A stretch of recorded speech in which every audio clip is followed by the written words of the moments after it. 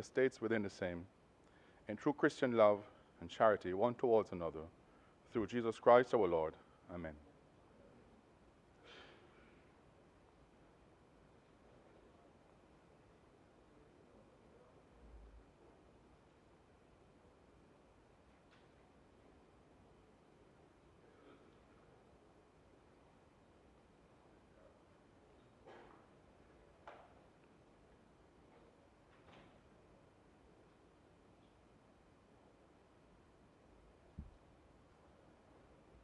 You may be seated.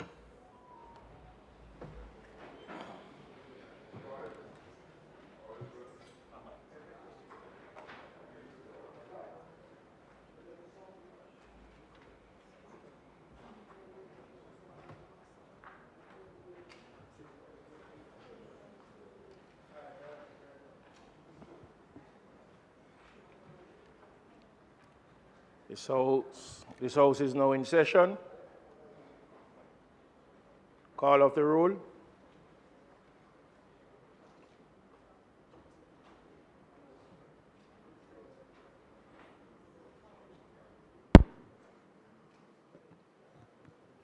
Mrs. Holness, Mr. Bartlett, Dr. Holness, Dr. Chang, Mrs. Williams, Ms. Grange, Mr. Mackenzie, Mr. Chuck, Dr. Holness,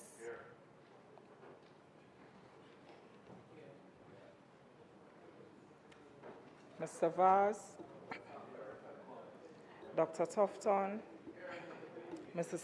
Malahoo Fort, Mr. Green, Mr. Charles Jr., Mr. Matthew Samuda, Mr. Morgan, Mrs. Cuthbert Flynn, Mr. Main, Mr. Davis, Mr. Terry Long, Mr. Hutchinson, Mr. Whitter, Dr. Dunn, Mr. Brown, Dr. Brownberg, Dr. Charles, Mr. Chin,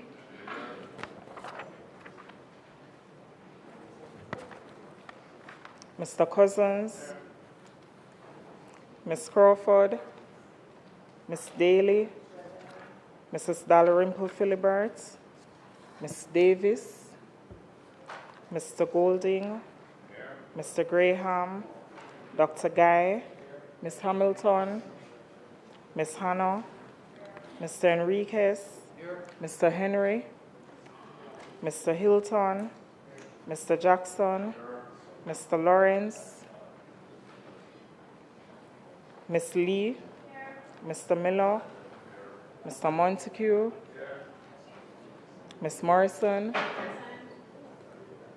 Mrs. Nita Garvey, Mr. Paulwell, Mr. Phillips, Dr. Phillips, Mr. Robertson, Mr. Robinson, Mr. Carl Samuda, Mr. Shaw, Mr. Siblis, Mr. Slowly, Mr. Smith, Mrs. Vaz, Mr. Warmington, Dr. Wheatley,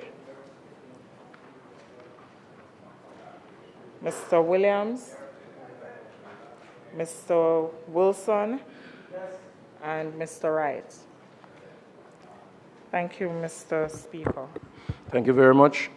Let me at this time welcome Professor Dale Weber, Environmental Management, and Mrs. Barbara Hannah Blake. They're visiting with us today.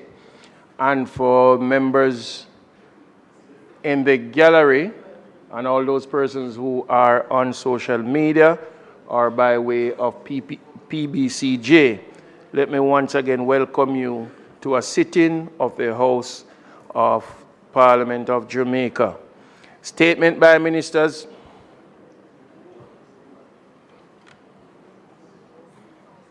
House Leader.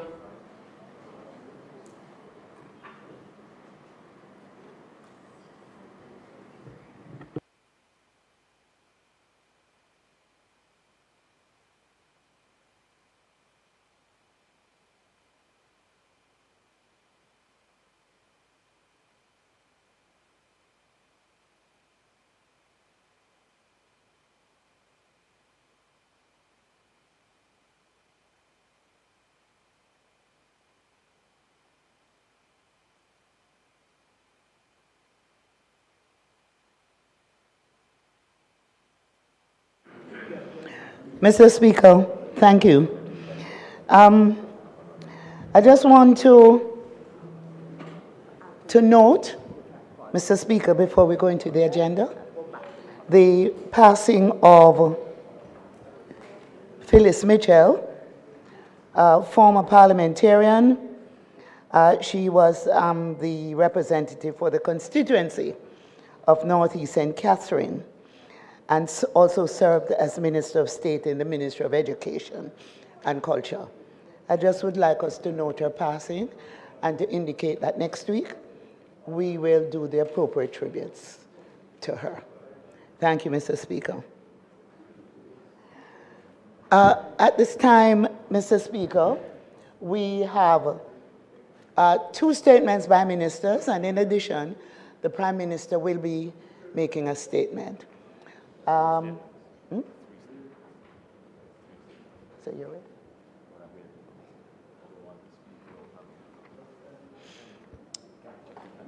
Minister Samuda, you're ready to make your statement? So, Mr. Speaker, I'd ask that Minister Samuda, Matthew Samuda, make his statement at this time.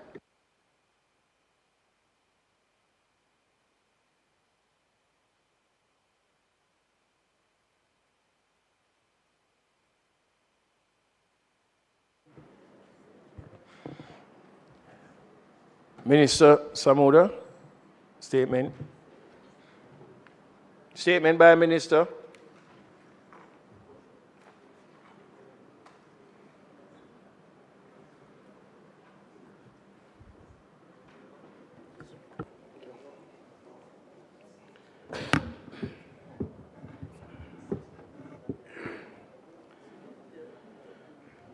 Mr. Speaker, I am pleased today to announce Jamaica's appointment of its first special envoy for climate change, the environment, matters of the ocean, and the blue economy. The Cabinet has approved the appointment of Professor Dale Finister St. George Webber as Jamaica's special envoy for these matters.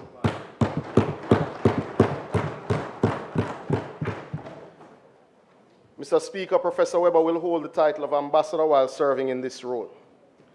The need for this role has arisen from the significant demands being placed on all nations in the multilateral arena to participate in fora that focus on climate change, environment, and ocean arrangements, as well as the stock-taking and evaluating of the implementation of the existing agreements, treaties, and numerous technical negotiations. Mr. Speaker, in many ways, this portfolio is not simply a local one. It dominates much of the multilateral bandwidth, as the issues of climate change and environmental degradation are the defining challenges of our generation. In fact, the United Nations Environment Programme, UNEP, has articulated the concept of the triple planetary crisis, which encapsulates 3 interconnected and urgent challenges. The first is climate change. With rising global temperatures, extreme weather events, and shifting climate patterns affecting millions, particularly small island developing states like Jamaica. 2, it's biodiversity loss, where ecosystems critical to life on Earth are being degraded, leading to the extinction of species and the disruption of natural cycles. And 3, pollution and waste, including the alarming levels of plastic pollution, air contamination, and untreated waste impacting both human health and the environment. The triple planetary crisis underscores the urgent need for global cooperation and local action to mitigate these threats and to ensure sustainable development for current and future generations. Mr. Speaker, the increasing demand for high-level participation in not just political negotiations, but also technical meetings, means that for Jamaica to maintain its powerful voice in these spaces, we must increase our capacity to contribute significantly. Mr. Speaker, these negotiations are far from mere talk shops. The agreements reached have had and will continue to have profound, far-reaching impact on Jamaica land we love. For these reasons, the government is committed to increasing the capacity of the Environment and Risk Management branch of the Ministry of Economic Growth and Job Creation, significantly enhancing the climate change division, all while providing the necessary support to agencies such as the Water Resources Authority, Meteorological Services, and the National Environment Planning Agency, along with the Forestry Department. These departments and agencies must be equipped to implement international treaties effectively. Mr. Speaker, this announcement today is both a signal and a first step towards this enhanced capacity. Ambassador Professor Dale Webber, well known to us as a former principal of the University of the West Indies, Mona campus, has an exemplary career as a marine biologist, conservationist, and climate change advocate. His academic specialization in coastal and environmental management, coupled with his distinguished contributions to academia and public service, make him exceptionally qualified for this post, and we acknowledge his presence in the chamber.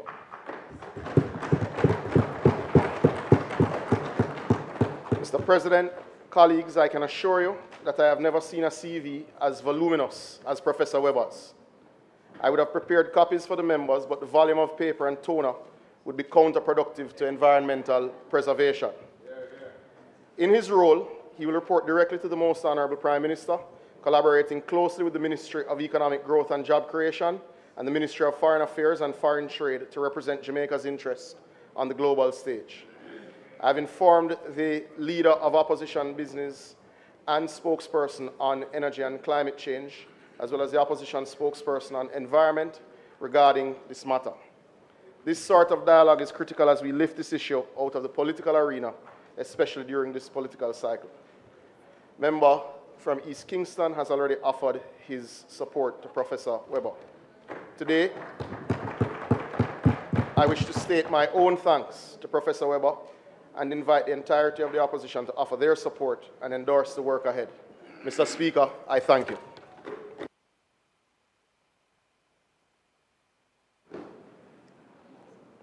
Mr. Speaker, I acknowledge being aware of the appointment of Professor Webber prior to today, having been advised by the Minister of his intention before and subsequent to the appointment. You've stolen my word, because when I saw his resume, I had the same word, voluminous. It is quite a treatise in the professional life of Professor Webber. We know him very well from the University of the West Indies, where he served as principal, and I have no doubt that he will acquit himself well.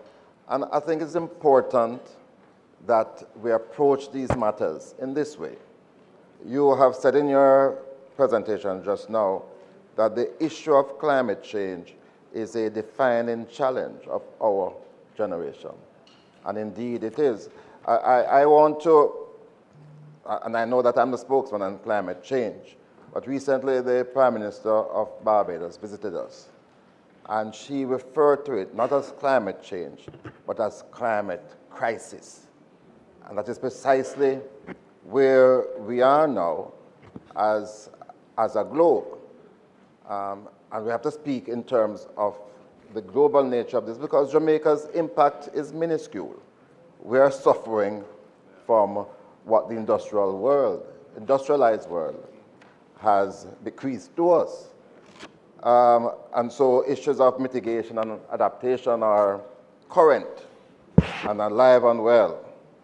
But, Minister, as you would have seen, one of the major partners in this global effort yesterday reside from the Paris Agreement Accord, and that has tremendous implications for the rest of the world.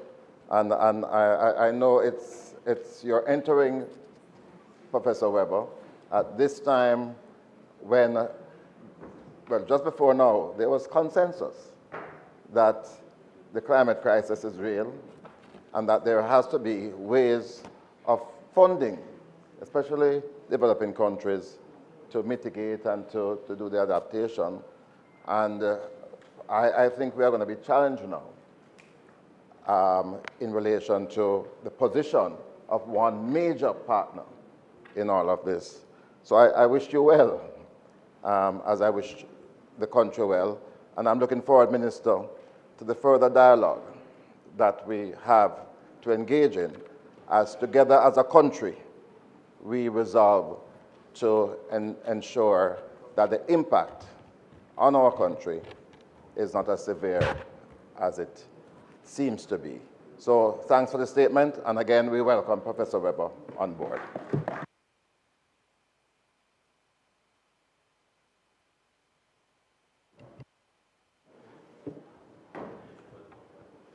Mr. Speaker, I want to thank the Leader of Opposition Business for his joining with me in this particular issue, but also to join with him in the sense that this matter is indeed a global issue to one that Jamaica has contributed very little, but one that affects Jamaica significantly in ways that are yet unseen, but in ways that we have experienced last year, where we had in 1 year the second worst drought in our history, while still experiencing an early storm which got to Category 5 as the earliest Category 5 storm in our history. So climate change is real, climate change is here, and it is already affecting us. What is clear is that there isn't a unified global position on this, and quite frankly, there never has been a globally unified position on this issue. But with recent announcements, we do take note, and we continue the fight where needs be. But we again extend our well wishes and thanks to Professor Dale Weber, Ambassador Professor Dale Weber, who has taken up this mantle and will lead Jamaica's fight internationally for climate justice, for climate equity, and for financing that will support our environmental protection efforts. Thank you, Mr. Speaker. House Leader. Thank you, Mr. Speaker. I now ask you to invite the Most Honorable Prime Minister to make a statement. Thank you.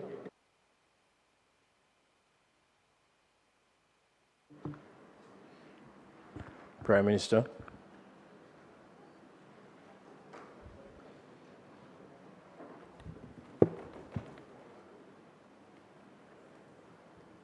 Thank you, Mr. Speaker. This is my first time addressing the House since the beginning of the year, so let me take the opportunity to wish all members victorious 2025, health, wealth, prosperity for the people of Jamaica. Jamaica will win. Jamaica will win, and we choose Jamaica all the time.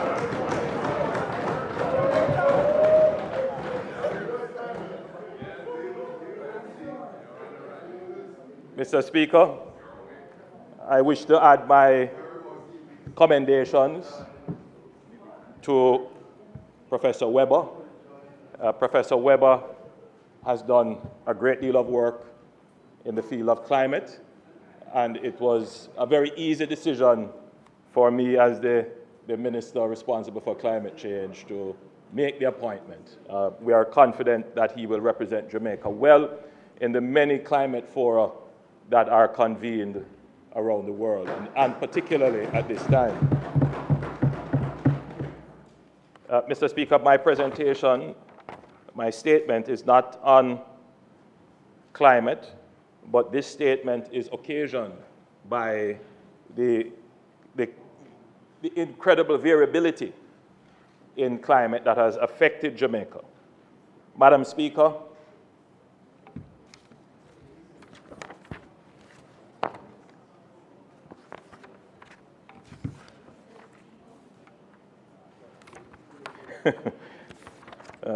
Mr. Speaker. Mr. Speaker, according to the Cruise Line Industry Association, the Caribbean remains the dominant region for cruise travel with a market share of 44%. Jamaica, Mr. Speaker, has been privileged to be a leader in the region and remains an attractive cruise destination with 1.3 million passengers visiting our ports, which is an increase of over 11% compared to 2023. Undoubtedly, the cruise ship industry is a catalyst for our economic growth and development. Data from the Port Authority of Jamaica reveal that the island welcomed 364 vessels vessel calls and 1,323,970 cruise passengers in 2023-2024 financial year. With an 11% increase in passenger arrivals, it is evident that we must ensure that our ports are prepared to receive larger vessels. Mr. Speaker, I will use the next few minutes to update the House on the rehabilitation of berth 2 at the Ocherios cruise ship terminal and the engineering concept design for a new pier. On February 6, 2024, a severe and unusual weather event at the Ocherios cruise ship terminal caused a cruise ship to repeatedly slam against berth 2, which is the main pier, resulting in significant damage to the pier infrastructure. This, Mr. Speaker, is the bridge to my opening comments highlighting the appointment of our climate ambassador. The event which caused the damage to this major infrastructure, Mr. Speaker, was unprecedented. It was caused by northeasterly and norwesterly winds coinciding and creating massive wave actions against our shores, stretching from as far as Negril all the way to Ocherios, Mr. Speaker, causing significant coastal damage. It was quite an unusual weather event. And Mr. Speaker, this is just one example of the intersection of climate and economy. And at that intersection is infrastructure. It is not only our pier and coastal infrastructure that was damaged by unexpected climate events, but, Mr. Speaker, almost the entire road network of Jamaica was damaged. A detailed assessment of the damage indicated that 2 of the 3 breasting dolphins required repair, while 1 required complete removal and reconstruction. Just to be clear, a breasting dolphin is a concrete structure along a pier which supports the load of the vessel moored. So these are concrete reinforcements that when the ship is docked against it, it gives that counterbalancing support for the weight of the ship bouncing to and fro against it. The wave actions were so strong, Mr. Speaker, that it damaged almost all of the pier infrastructure, one of them having to be totally replaced. And, well, obviously, it had significant damage to the ships as well. In May 2024, the Port Authority presented to Cabinet the range of issues arising from the damage to the berth and recommended solutions, cost estimates, and timelines for repairs. Based on the urgency, Cabinet approved the restoration of berth 2 at a cost of $20 million, utilizing emergency procurement procedures. Included in the $20 million are, 1, the consultant fees to design the structures required to rehabilitate berth 2, the construction works to rehabilitate the existing berth 2 and berth 2 pier, and 3, the engineering concept designs and technical data to facilitate design build tender for a new pier. Madam Speaker, 2 engineering consultants were engaged to evaluate the damage and offer suitable recommendations. Following the assessment by the consultants, it was revealed that the winds exceeded 30 to 35 knots, caused significant structural damage to the pier, including the dolphins, and the recommendations proffered by the consultants included the replacement of the destroyed breasting dolphin, repairs to the 2 damaged dolphins, and construction of a 4th dolphin. Following a review of the technical report submitted by the 2 consultants, the government awarded the contract for the design and engineering of the structures in the sum of $95 million, 700,000 Jamaican dollars. So that's 95,707,700 Jamaican dollars to Harborside Engineering Consultants to undertake the necessary works to design the structures required for the rehabilitation of berth 2 at the Ocho Rios cruise ship terminal. Additionally, Harborside was also contracted to design a new pier to accommodate the largest vessels now in the cruise industry. This will ensure the continued viability of the Ocho Rios cruise terminal in the future.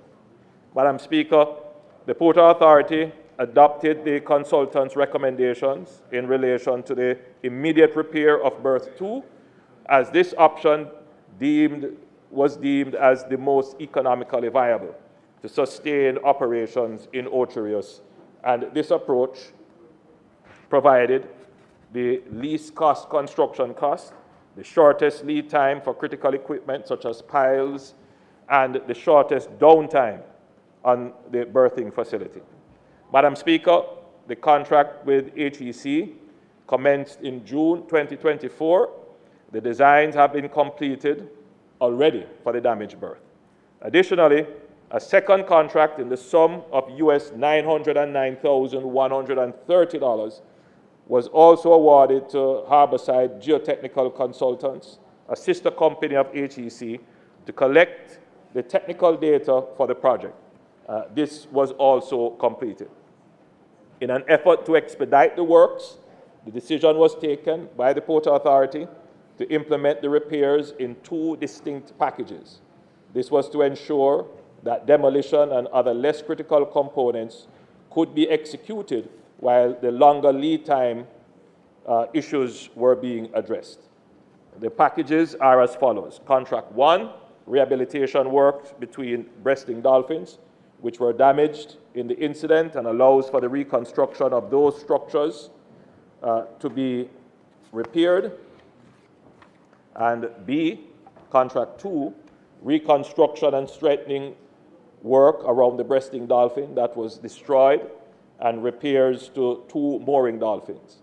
These contracts allow for the total reconstruction of the destroyed breasting dolphin and the enhancement of other existing mooring structures, which were determined to be marginal in capacity given the changes in vessel size since the construction of the facility in the late 1970s.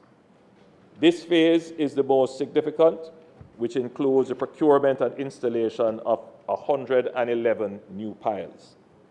Rehabilitation work commenced in December 2024 with the award of Contract 1 with a projected end date of May 2025. Following the completion of the approvals process, it is estimated that the award of Contract 2 will be awarded by the first week of February 2025 and completed in July 2025. The selected contractor for both packages is the same, and this will ensure synergies in the procurement and implementation phase. The contractor is fully aware of the critical timelines and urgency associated with restoring the facility on time. The contractor has been tasked with extending working hours along with other mechanisms such as early procurement of piles and fenders to fast-track the implementation process to achieve or meet the established completion dates. Mr. Speaker, in light of the current circumstances, every effort is being made to retain as many of the scheduled cruise ship calls in Ocho Rios as possible, as many individuals depend on the cruise ship industry. Vessels originally scheduled to berth at the main terminal have been redirected to the Reynolds.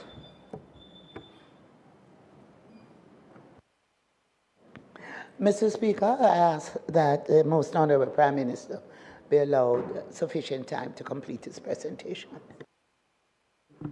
The question is on the floor, that the Prime Minister be given enough time to complete his presentation. Those in favor, those against, the ayes have it. You may continue.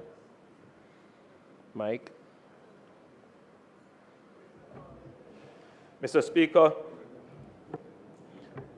in light of the current circumstances, as I've said before, every effort is being made to retain as many of the scheduled cruise ship calls in Ocherius as possible, as many individuals depend on the cruise ship industry. Vessels originally scheduled to berth at the main terminal have been redirected to the Reynolds terminal where feasible. In instances where this is not possible, these vessels have been rescheduled to berth in Falmouth or Montego Bay. Mr. Speaker, while the damage to the main pier has undoubtedly had a significant impact on the livelihoods of craft vendors, taxi drivers, and other traders, it is noteworthy that the impact has been somewhat mitigated by the government's foresight in developing cruise berthing facilities at the Reynolds Pier in 2018. Mr. Speaker, Jamaica has not lost any vessel scheduled to dock at the island's berths, as they have been accommodated, as I've said, either at Reynolds or in Falmouth or Montego Bay. Nevertheless, every effort is being made to have the Ocherius main terminal reopened by the start of the next cruise ship season in September 2025 to prevent any possible rescheduling of vessel itineraries.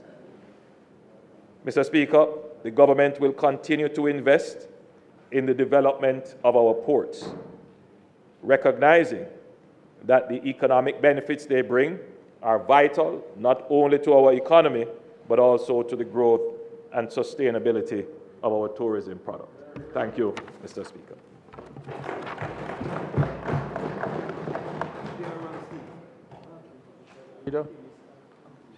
Thank you, Mr. Speaker. Thank you, Prime Minister, for your statement. The importance of ports to the economy cannot be understated or overstated, and investments in ports has been a feature of successive governments over decades.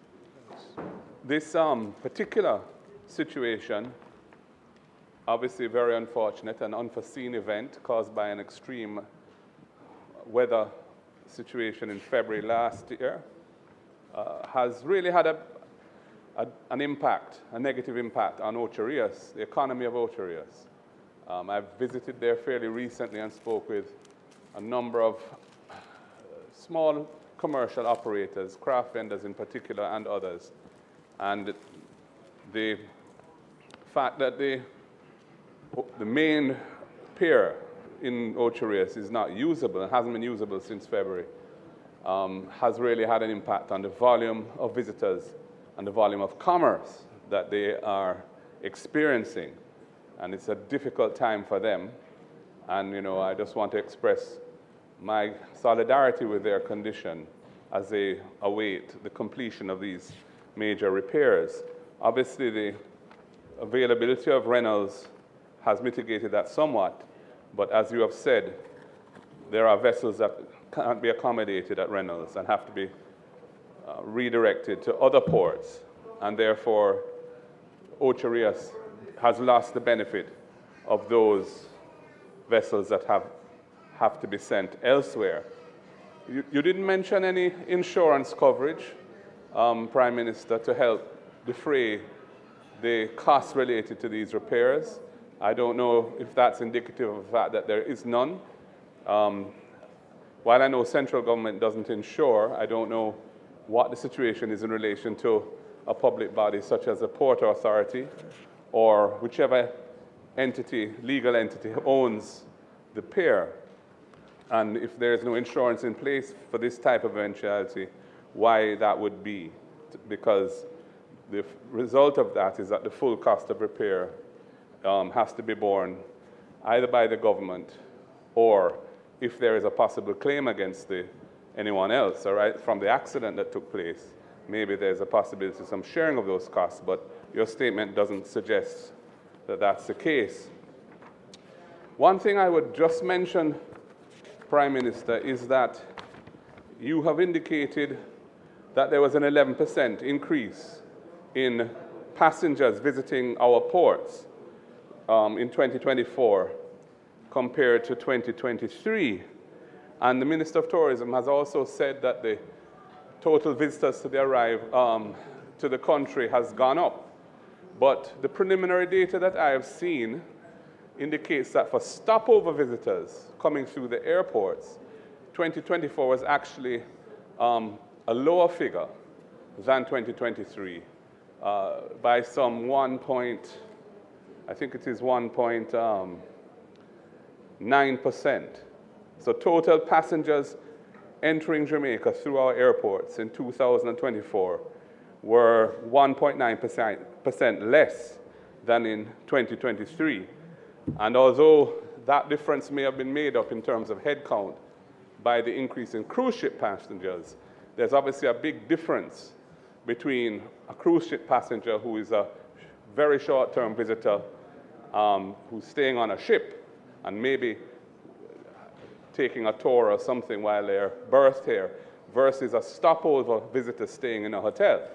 And with the expansion of rooms in the country and the investment in additional room capacity, you know, the trend in 2024 was discouraging.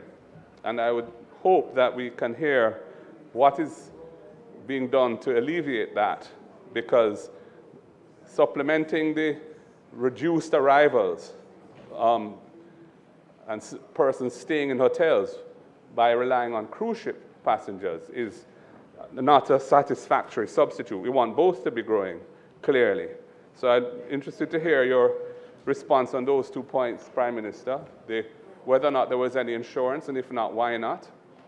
And secondly, the issue to do with the arrivals in 2024 of passengers through airports, staying in hotels, the dip, 1.9% preliminary number, the dip relative to 2023. And, you know, in the context of the overall announced expansion of available rooms in the country, you know, what is that doing? Because that is going to effectively depress room rates and that sort of thing. So I know that isn't the subject of your speech, but you did mention in your opening the 11% increase in cruise ship passengers, and I thought it's important to give the broader context because it does have some potentially worrying implications for the economy and the tourism industry generally.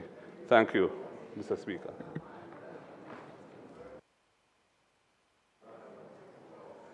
Mr. Speaker,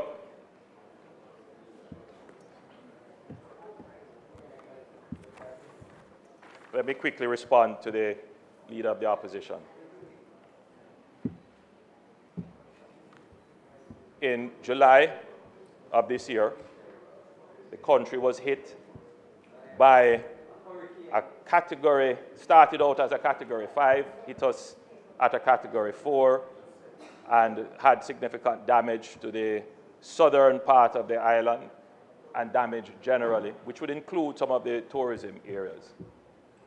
Earlier in the year, we had again, as I pointed out, a significant weather event that impacted the northwestern coast of the island, which damaged the pier, but it also damaged several beaches along the coast, stretching from the Grill all the way down to Ocho Rios.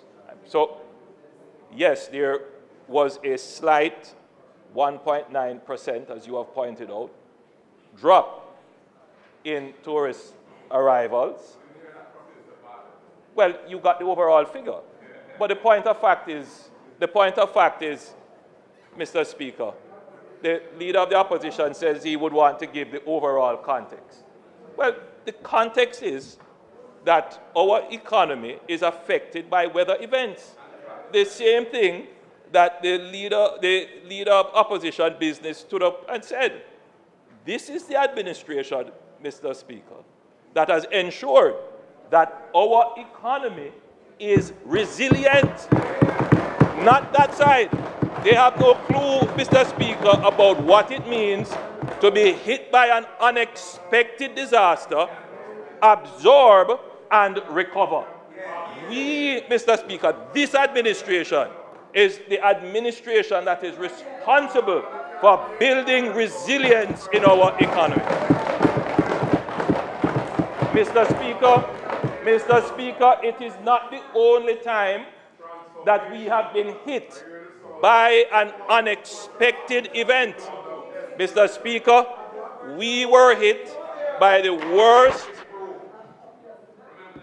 Mr. Prime Minister, hello. The Prime Minister is on the floor. I'm going to ask that the loud humming noise that we are getting desist so that the Prime Minister can continue. All right? Continue, Mr. Prime Minister. We know when there's a lot of noise, it means, Mr. Speaker, that the points have connected.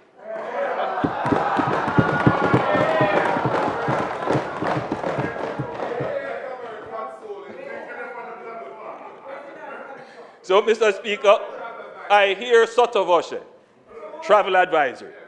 Again, another shock to the system. It is not a softening of the economy. It is not a failure of government policy. These are things, Mr. Speaker, that happen over which we have no control. But what we have control over, Mr. Speaker, is to A, prepare our budget such that we create buffers, so that we have insurance, and so that we put aside reserves that in moments of unexpected exogenous shocks and crises, we can respond. After the COVID pandemic, we had to close our tourism industry essentially, and we rebounded even better than we were before. No doubt we will rebound from this climate crisis and significant weather events that have affected us. And, Mr. Speaker, the government continues its work. We have no influence over the government of the United States, but we continue to improve our conditions here to ensure that any travel advisory reflects the true and accurate position in Jamaica. Mr. Speaker, the Leader of the Opposition asked a question about insurance. Yes, the Port Authority does have insurance. But as you know, there are usually limitations as to what the insurance covers. I cannot speak here definitively as to what the limitations are. I will get that information and let you have it. But it would suggest to me, based upon the budgets that we have made, that we are going ahead, and whatever claims that have to be made are already being made, and whatever we get from the insurance clearly would go to the budget. So we are not, Mr. Speaker, waiting on insurance to do the repairs. We are moving ahead out of our capital budget and, Mr. Speaker, without borrowing.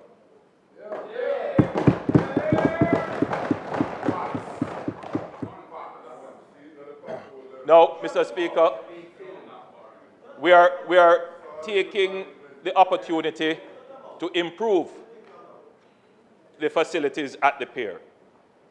And that is, we are building a new pier facility, a new berth, that will be able to take the largest ships that come into port. So out of every disaster, we convert that disaster into an opportunity. So the Jamaican people, and particularly the people in Ocho Rios who have been affected terribly by this fallout, can rest assured that they have a government that cares, but not only speaks the lovely words that care, but we also, Mr. Speaker, manage the economy to create the cash so that we can show effectively how we care. And you will recognize, Mr. Speaker, that for those persons who were dislocated by the fallout in cruise ship arrivals in Ocho Rios, particularly the craft market vendors, this government announced that we would not apply any charge for rentals for their craft market facilities, Minister, just remind me how many months was that? That's 6 months. For 6 months. And we also wrote off balances that existed. So we have done quite a bit in ensuring that those persons who depend on the industry are supported. But I ask you to reflect, Mr. Speaker, and Jamaicans listening, that during COVID, the government of Jamaica announced a care package, a care program, where persons who were affected, as again in the cruise ship industry, were supported with grants. And Mr. Speaker, we are now doing a similar package. So we are now in the process of verifying the Juta and Maxi drivers, some of the craft vendors and some persons who work in industries that are auxiliary to the cruise industry. And once we are completed in that process of identifying who the beneficiaries are, there will be some support provided for them. So, Mr. Speaker, it's one thing to say, I care. It's one thing to say, you know, we love the people. It's another thing, Mr. Speaker, to actually show the care and the love. So, Mr. Speaker, we love the people. We care about the people, not only in words, Mr. Speaker, but in deeds. In deeds. Note, Mr. Speaker, note carefully that unlike some people who give only to their friends, whenever this government announces a benefit, it is usually digital and online that anybody can apply, provide your identification, and you receive your benefit. The only program that has been, without question, without criticism, that, and I do best without one. I know you want me to stick to the script. But, Mr. Speaker, during the COVID pandemic, this administration delivered the largest social care package ever in the history of the country.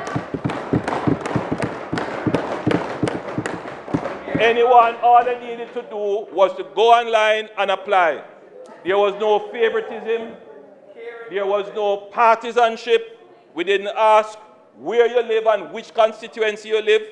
There was no manipulation of setting people into position to make sure that their people get.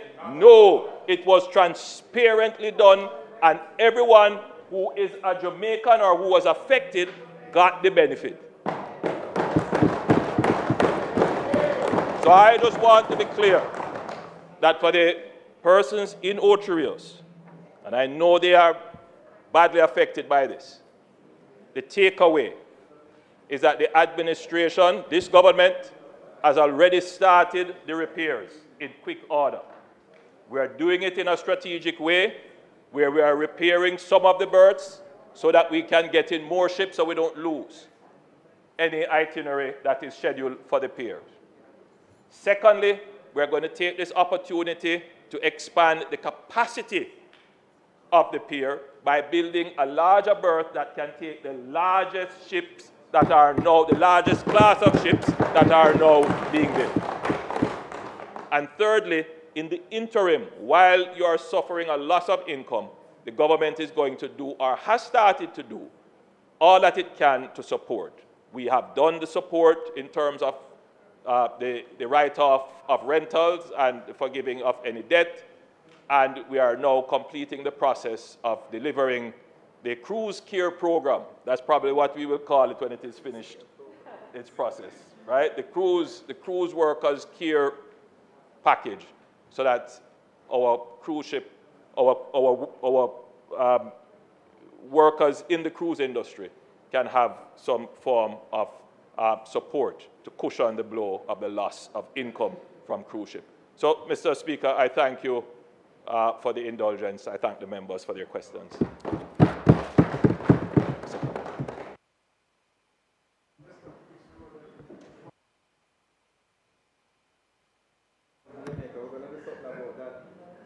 Mr. Speaker, Most Honorable Prime Minister wishes to make a second statement. Please invite him to do so. Prime Minister.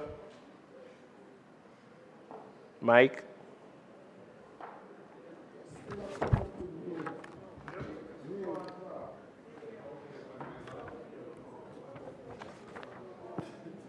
Mr. Speaker, I rise today to provide an update to this Honourable House and nation on the Government of Jamaica's ongoing effort to address the severe challenges faced by our road network due to heavy rains and adverse weather conditions of 2024.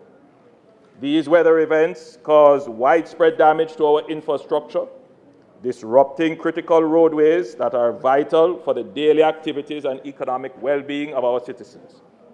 Mr. Speaker,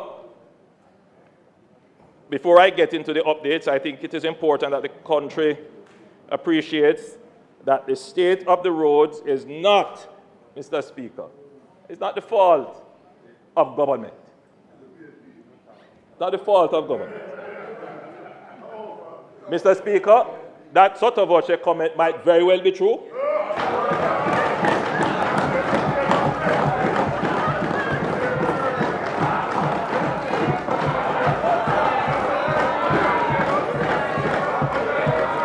Pothole free by 2003.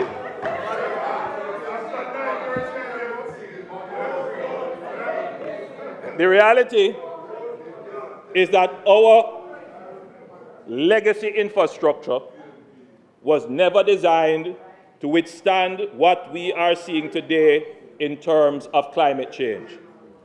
I want to repeat that point. Our legacy infrastructure was never designed to withstand what we are seeing today in terms of climate change. This is not a debatable point. The leader of opposition business stood up and essentially supported the point. The rainfall that we are seeing today in terms of climate change is significant. The rainfall that we experienced last year, in particular late last year, was highly unusual and off the charts in terms of the impact on infrastructure. So we are facing two challenges at the same time in terms of our infrastructure. Old and aging infrastructure that was not properly maintained over the last 30 years of underinvestment and worsening, and then, Mr. Speaker, the worsening effects of climate change, destroying that infrastructure at an unprecedented rate. Mr. Speaker, those 2 points need to be considered in the conversation about the state of our roads. When we were building roads at a high pace, Mr. Speaker, in the 50s and 60s and late 70s, when our economy collapsed in the 70s, faced great difficulty in the 80s, these roads were not maintained to the state where they could withstand the current climate crises that we now have. So, Mr. Speaker, we have roads that were built 30, 40 years ago, not properly maintained. The surface has deteriorated. The commuting public, number of persons using our roadways has increased. The number of motor vehicles would have increased. The weight of the vehicles that are on our roads would have increased. And now, Mr. Speaker, we have unusual and intense weather events damaging our aged infrastructure. That is a problem, Mr. Speaker, that is not only facing Jamaica, but almost all countries in the region. And I wanted to just point out, so that the country can see that when we say weather and climate is impacting infrastructure, we get a better understanding of it. The graph being displayed here is what is called a heat map. It shows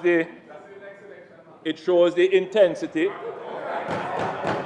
Mr. Speaker. It would be an ominous sign because, Mr. Speaker, what that shows is drought. Drought. Drought. What that shows is drought.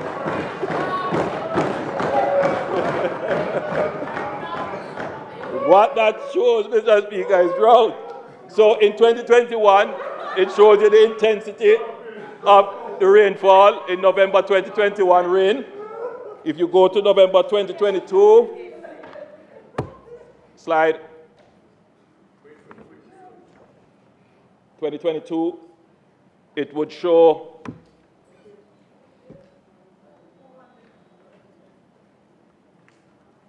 Mr. Speaker, I really wanted to make this point, so I'm hoping that the person's operating. Okay, there you go.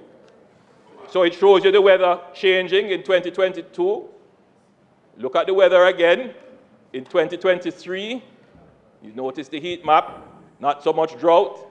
2023, oh Lord, it's looking really nice now.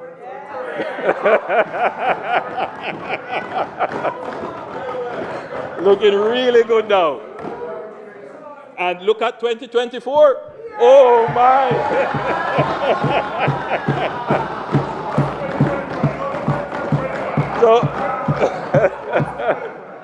So you can see,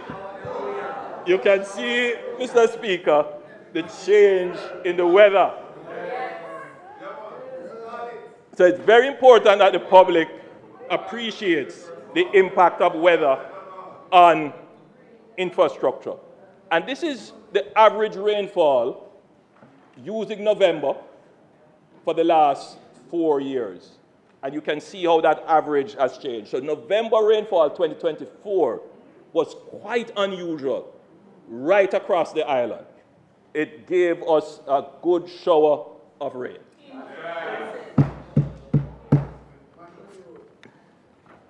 So the graph now being displayed shows rainfall island-wide in November 2021, 2022, 2023, and 2024.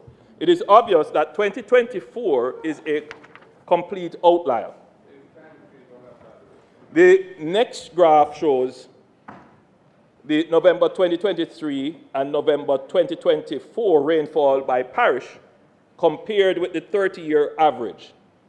The 30-year average. Again, it is clear that what we experienced in November 2024 was off the charts.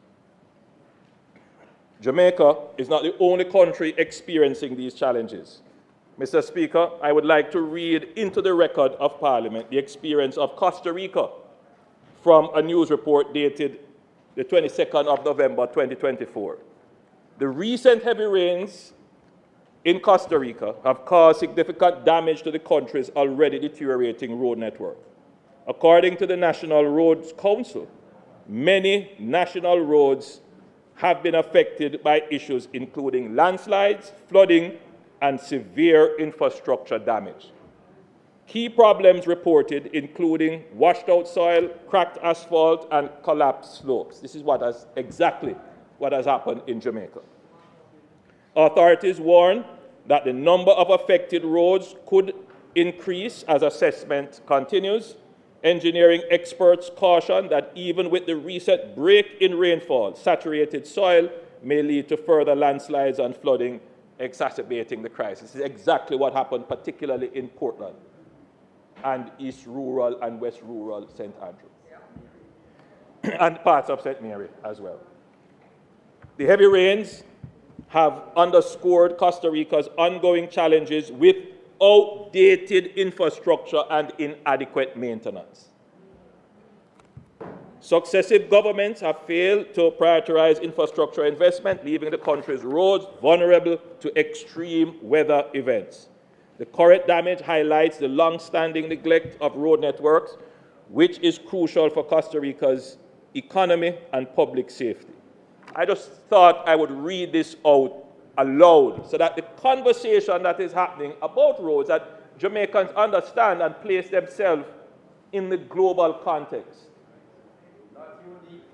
In fact, I listened to Prime Minister Keir Starmer making almost the parallel points that I have been making about the impact of climate on their roads, appealing to these councils to fix his roads, and seeing reports of protests in the UK, in the United Kingdom.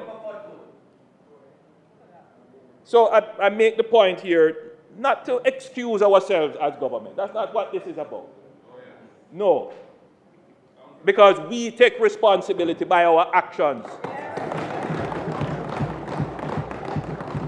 We don't only say we are going to fix it, we make the budgetary allocation to fix it. We manage the economy in such a way that we are able to execute the responsibilities.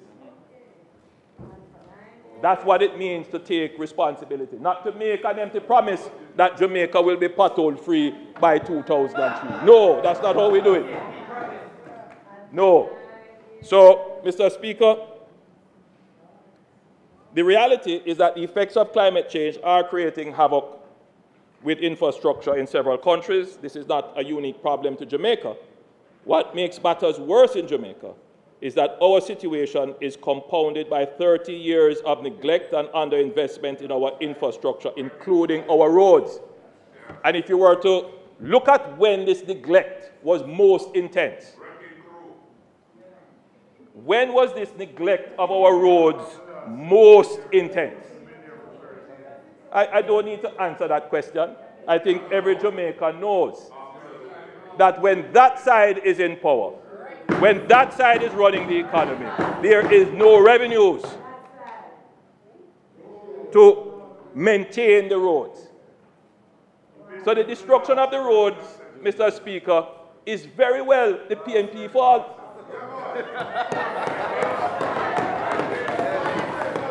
If they were maintaining the roads from all of those years coming, we wouldn't be in this position.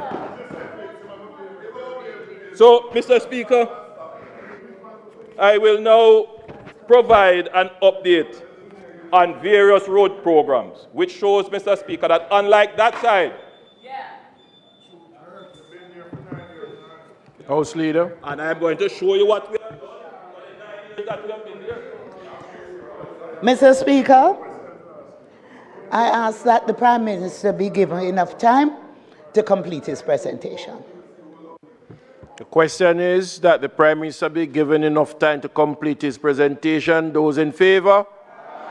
Those against? Ayes have it. Mr. Prime Minister, you may continue, sir. Thank you, Mr. Speaker. Mike. Thank you, Mr. Speaker. It is important that the point be made that if roads are not maintained routinely, their surfaces will deteriorate, and that will cause potholes. So there is a nexus between the ability of a government to generate the revenues to fix the roads. So the state of the roads, Mr. Speaker, is inextricably linked to the state of the economy. There is somehow a thinking that we can fix roads without fixing the economy, without the revenues from the economy. The history has shown, and anyone who wants to go and study it, it will show that the only government that has been able to raise the revenues to fix the roads without borrowing is this government. I throw the challenge. Rebut it. Rebut it. So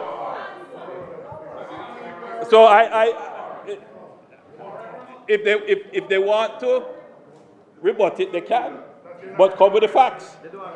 So, Mr. Speaker, the government acted decisively in December 2024 to mitigate the damage and begin the restoration of our road network. It is important to note that the heavy rainfall only subsided in early December, which delayed any repairs until after that time. Despite this, the government launched a comprehensive restoration strategy that balances both immediate relief and long-term solutions to enhance the resilience of our infrastructure. To address the urgent needs, the government allocated $6.5 billion, which includes $5 billion for road surface repairs and $1.5 billion for a constituency-based mitigation program launched in late 2024. The first phase of the mitigation program, which coincided with the Christmas season, focused on essential tasks such as cleaning drains, removing debris, and maintaining road verges. As we moved into 2025, the second phase began focusing on patching work across all 63 constituencies. And I'm certain, Mr. Speaker, that in all constituencies there is a flurry of work being done to patch damaged roads, both local roads, community roads, and main roads. And we are going to continue this program right throughout the budget season and after, so that we restore all our roads to a reasonable driving surface. Now, this phase is expected to continue until the end of March 2025. Currently, the mitigation program is 55% complete, and I am confident that we will meet our targets within the planned time frame, providing much-needed relief to our citizens. The $5 billion road surface repair program aims to address surface damage on the most severely affected roads and involves two components under the broader REACH program, as we have described it, and these components are as follows.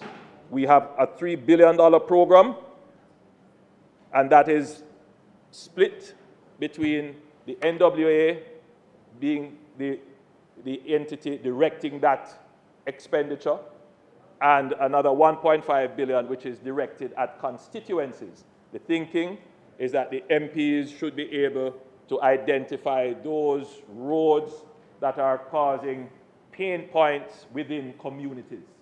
And the NWA will focus on the roads that are causing pain points, particularly on major roads, roads connecting towns and communities. Then, Mr. Speaker, we announced a $2 billion emergency repair program, and that is entirely driven by the NWA, and that is focused on critical road corridors. And that program has just started. So, Mr. Speaker, there are essentially 3 programs operating to patch and repair roads, and even though we describe it as pothole repairs, oftentimes, Mr. Speaker, what happens is significant resheeting of road surfaces. So it's not fair to describe it only as pothole patching. They have been doing significant resheeting. So let's be clear. The government is responsible for our roads. This government is not shirking responsibility. But it is one thing to talk about responsibility. It's another thing to be able to act on that responsibility. And that is what this government has over any other government. Now, I do take the criticism about the speed of the response.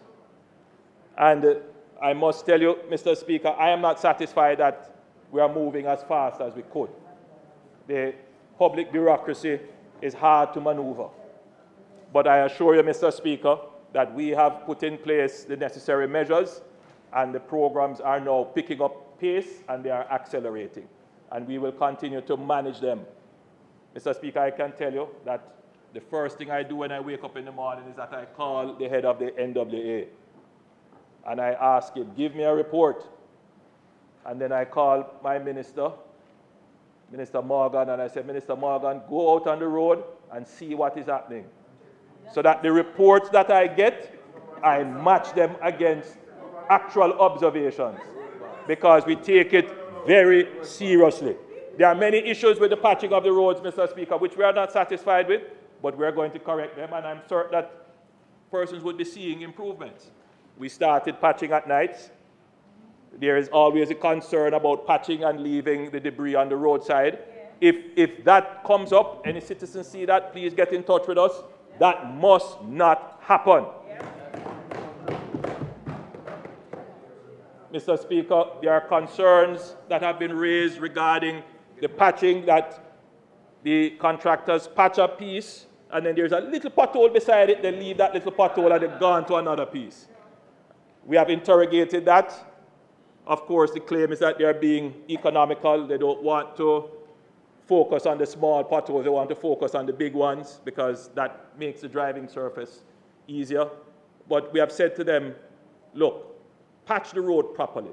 A small pothole left will become a big one. So just patch it now.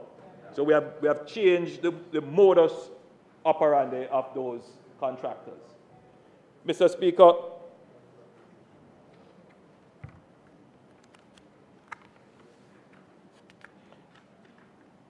recognizing the additional strain on our roads, as I said, the emergency $2 billion was allocated to deal with road corridors. 14 grade 1 contractors have been mobilized for this effort under the emergency procurement rules, and progress has been made in such areas as Kingston and St. Andrew, St. Anne, St. Thomas, St. Anne, and Mr. Speaker, the work continues apace.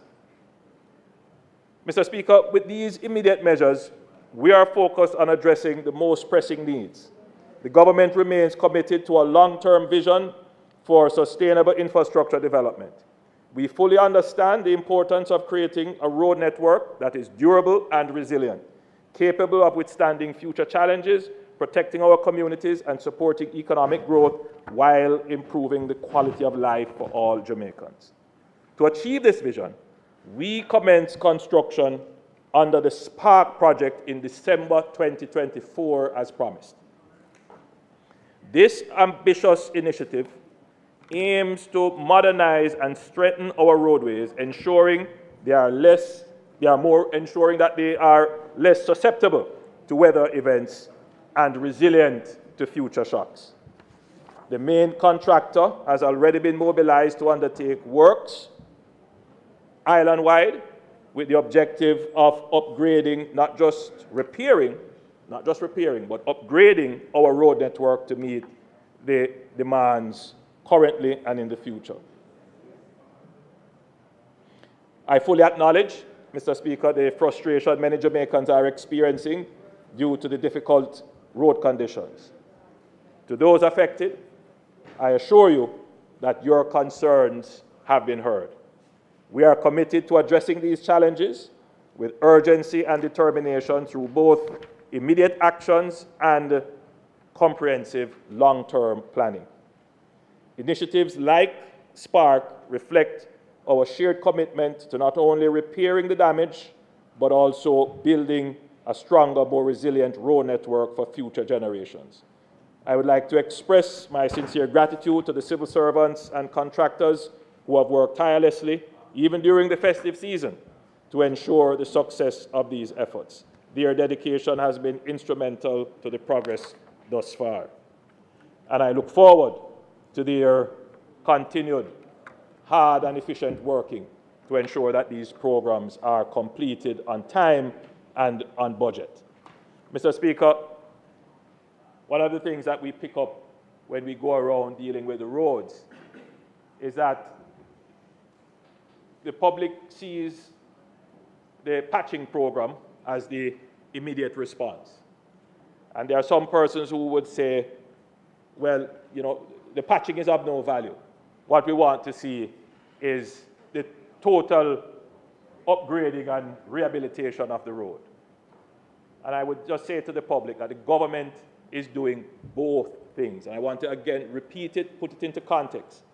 We are patching the roads, we are making the road surface drivable, and that is our $6.5 billion allocation in the budget.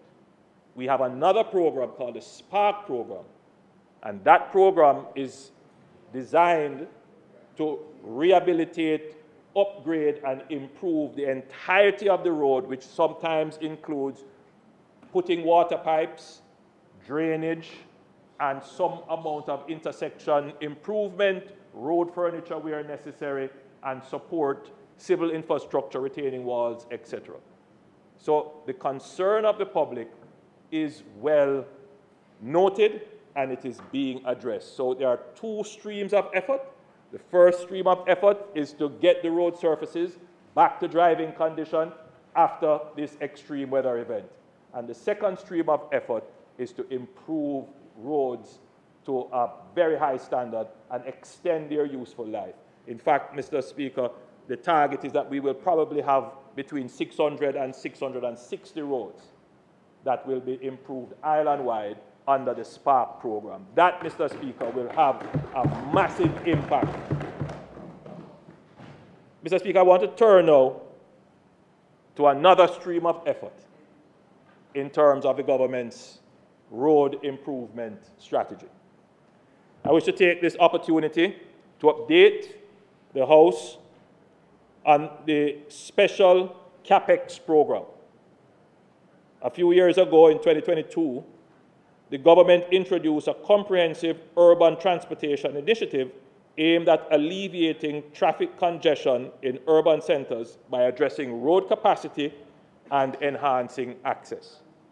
6 key projects were identified for development, including Grange Lane, Brayton Helshaw Main Road, East Kings House Lady Musgrave Road, Arthur Wint Drive, the new Portmore access from Mandela Highway, and the widening of the Sandy Gully Bridge. This initiative is designed to improve urban infrastructure in Kingston, St. Andrew, and St. Catherine, benefiting approximately 1.2 million Jamaicans. The program covers extensive upgrades to roads, drainage, water, sewage system, traffic management, and safety measures, while at the same time making provisions for broadband connectivity. And I want to spend a little bit of time on the broadband connectivity. There's a lot of discussion about Jamaica Eye and the rapid deployment of cameras.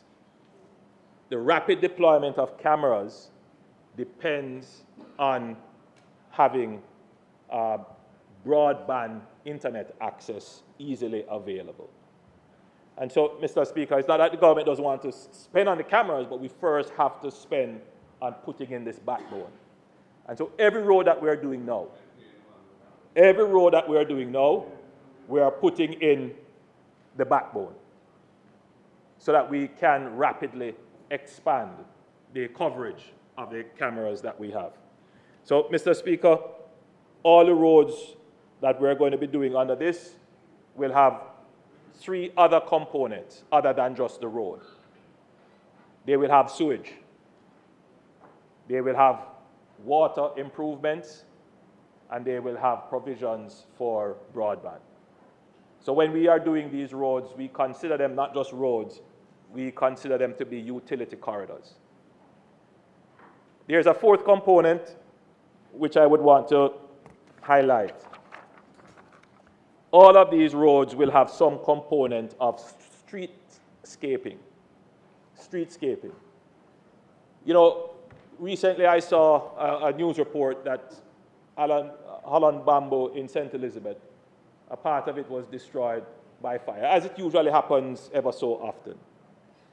But Holland Bamboo is probably one of the most beautiful streetscapes you can traverse in Jamaica. I mean, there are others. You have some lovely streetscapes going down the highways, seeing the sea, and so forth. On the new South Coast Road Improvement Project, lovely streetscapes. But when we build our new roads, Mr. Speaker, we don't take enough time to look at the soft infrastructure, putting in the trees to control the heat, putting in flowers for beautification, proper sidewalk, along with access, places for murals and paintings, just things that break the concrete and make the drive more appealing. So for these roads, particularly the ones that we're going to be doing in Kingston, the East Kings House Road, Lady Musgrave, and Arthur Wint, I have insisted, Mr. Speaker, that there is significant streetscaping, to the point where we have already started to grow the trees that are going to be planted there. We have acquired a machine that will be able to not just, we won't be cutting down any trees that are already there. We will be able to take up the trees whole and transplant them somewhere, and if they can be brought back, then we will bring them back there.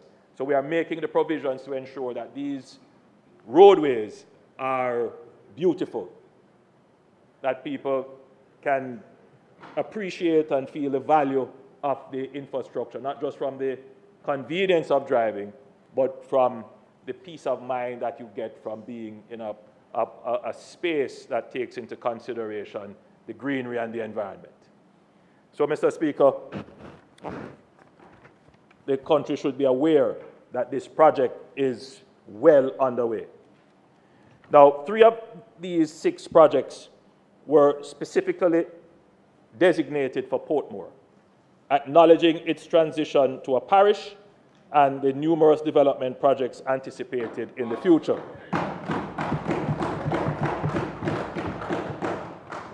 The first of these, the Grange Lane Dualization Project. The Grange Lane Dualization Project. You notice how everybody quiet now? Because, you know why they're quiet, Mr. Speaker? Because this government is building roads. This government is fixing roads, something that they could not do. So let's be clear. Grange Lane is 60% complete. 60% complete.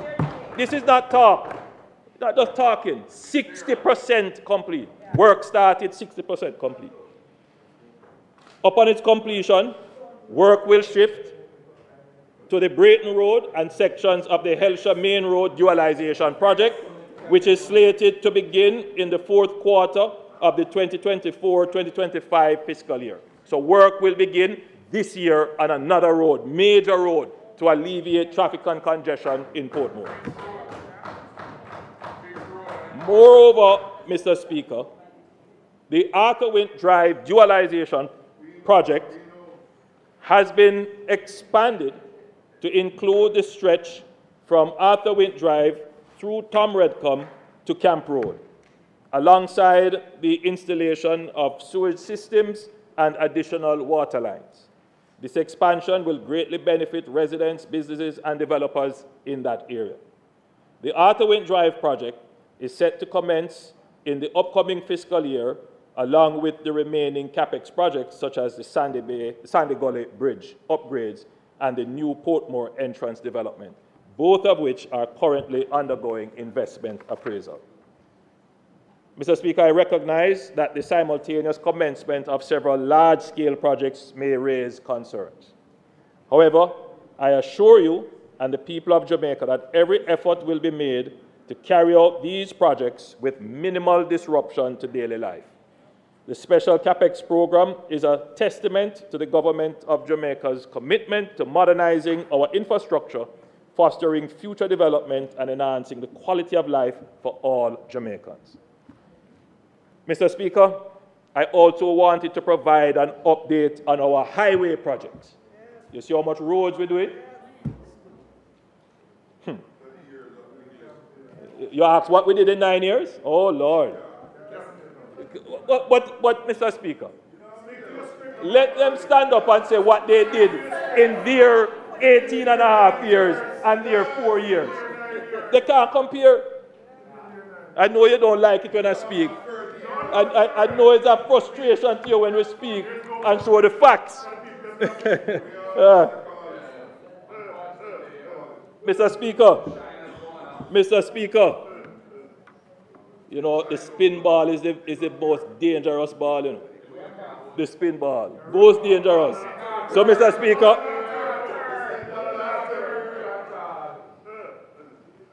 as a reminder, the Montego Bay Perimeter Road project is a US $274 million design, build, construct contract with China Harbour Engineering Company. The project scope includes design and construction of the Montego Bay Bypass Road, 15.1 kilometers of roadway, the Barnett Street, West Green Avenue Road rehabilitation and expansion works, the design and construction of the Long Hill Bypass to reduce traffic congestion, and that is 10.5 kilometers of roadway, and a comprehensive drainage study of the Montego Bay Bypass area. Mr. Speaker, the Long Hill Bypass was originally designed as 2 lanes to be later expanded to 4 lanes. However, the government has decided to expand to 4 lanes now for significant cost savings and the benefits it will afford residents of St. James and indeed Westmoreland. I am pleased to report that the project is progressing well. The Montego River Bridge is 90% completed. I toured the bridge and it is a fantastic piece of infrastructure. It's the largest bridge in Jamaica. Fantastic piece of infrastructure. And the overall project, Mr. Speaker, is 55% complete. The project is scheduled to be completed in May 2026.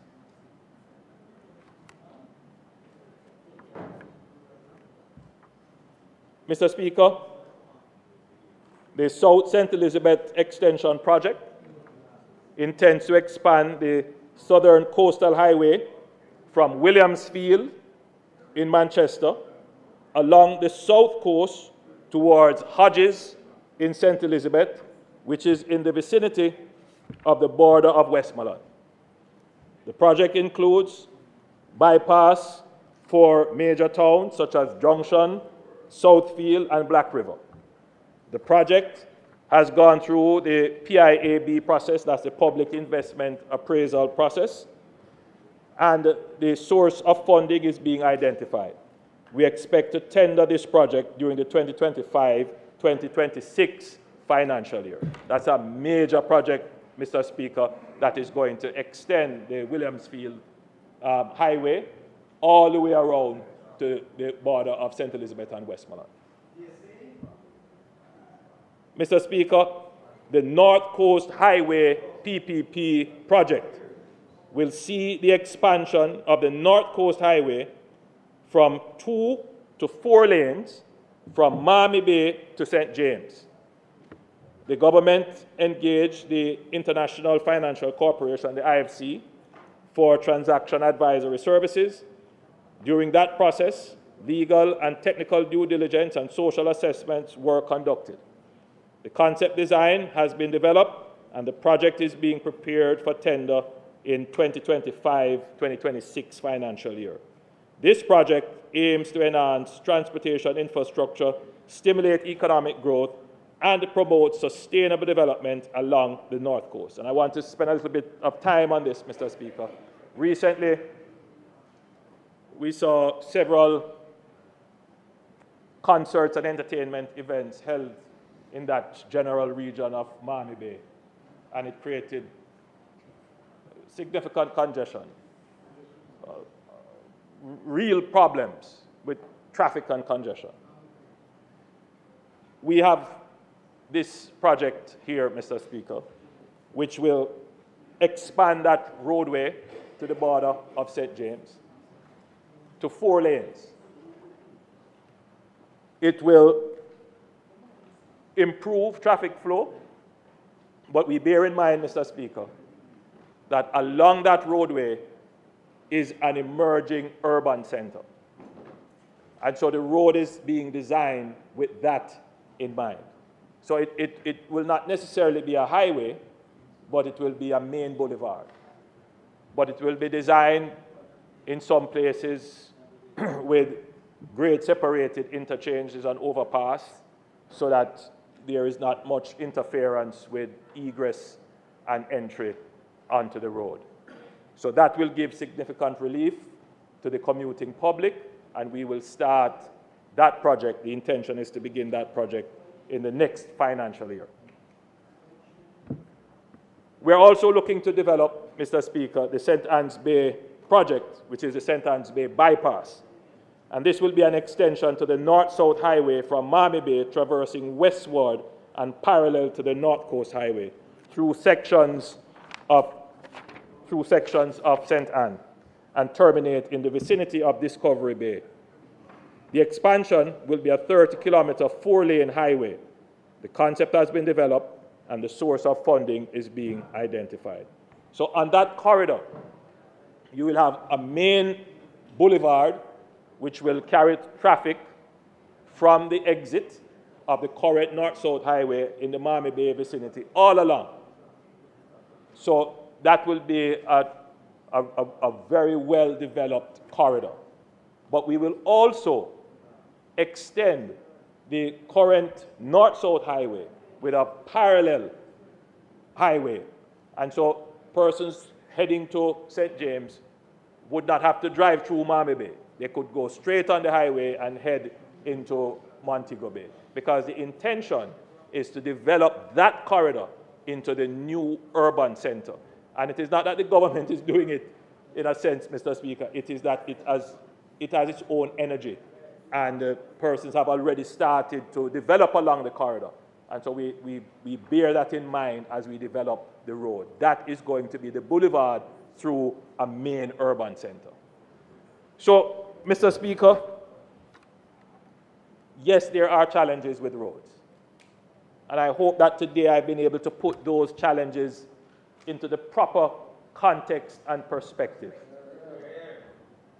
We take responsibility for the roads of Jamaica. We have to do that by ensuring that we have the financing to do it, that we follow the regulatory and compliance requirements to do it, and that we do it efficiently and equitably for the people of Jamaica. Balancing all of those are not simple tasks, but this government has done it very well with the challenges of climate and other shocks for which we have no control over.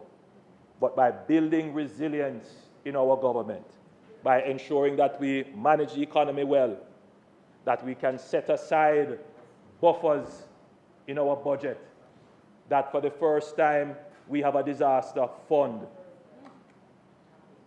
that we have for the first time a catastrophe bond. Jamaica is the first to do that in this region.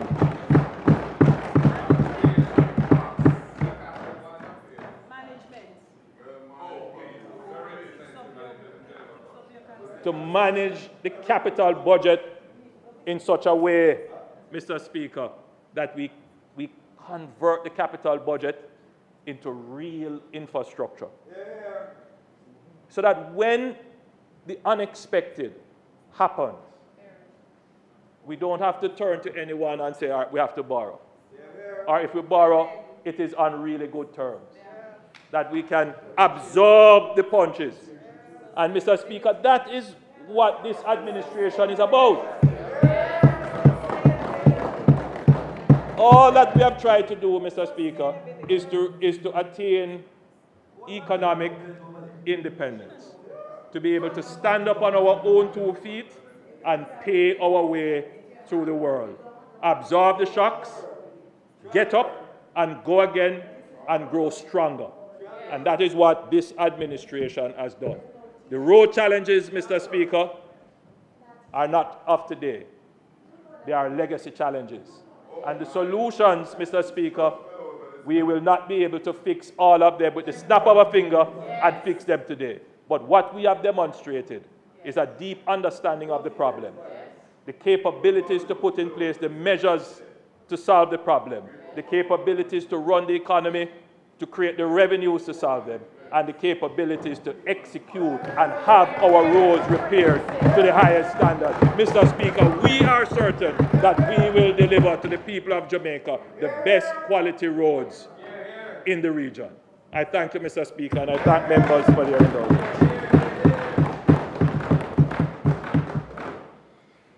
Opposition Leader. Thank you, Mr. Speaker. Turn the mic on. Yeah. Thank you, Mr. Speaker. Mr. Speaker, the Prime Minister has delivered a speech akin to a budget speech. Many of the things he included in his speech today are things that were in his budget speech last year, March.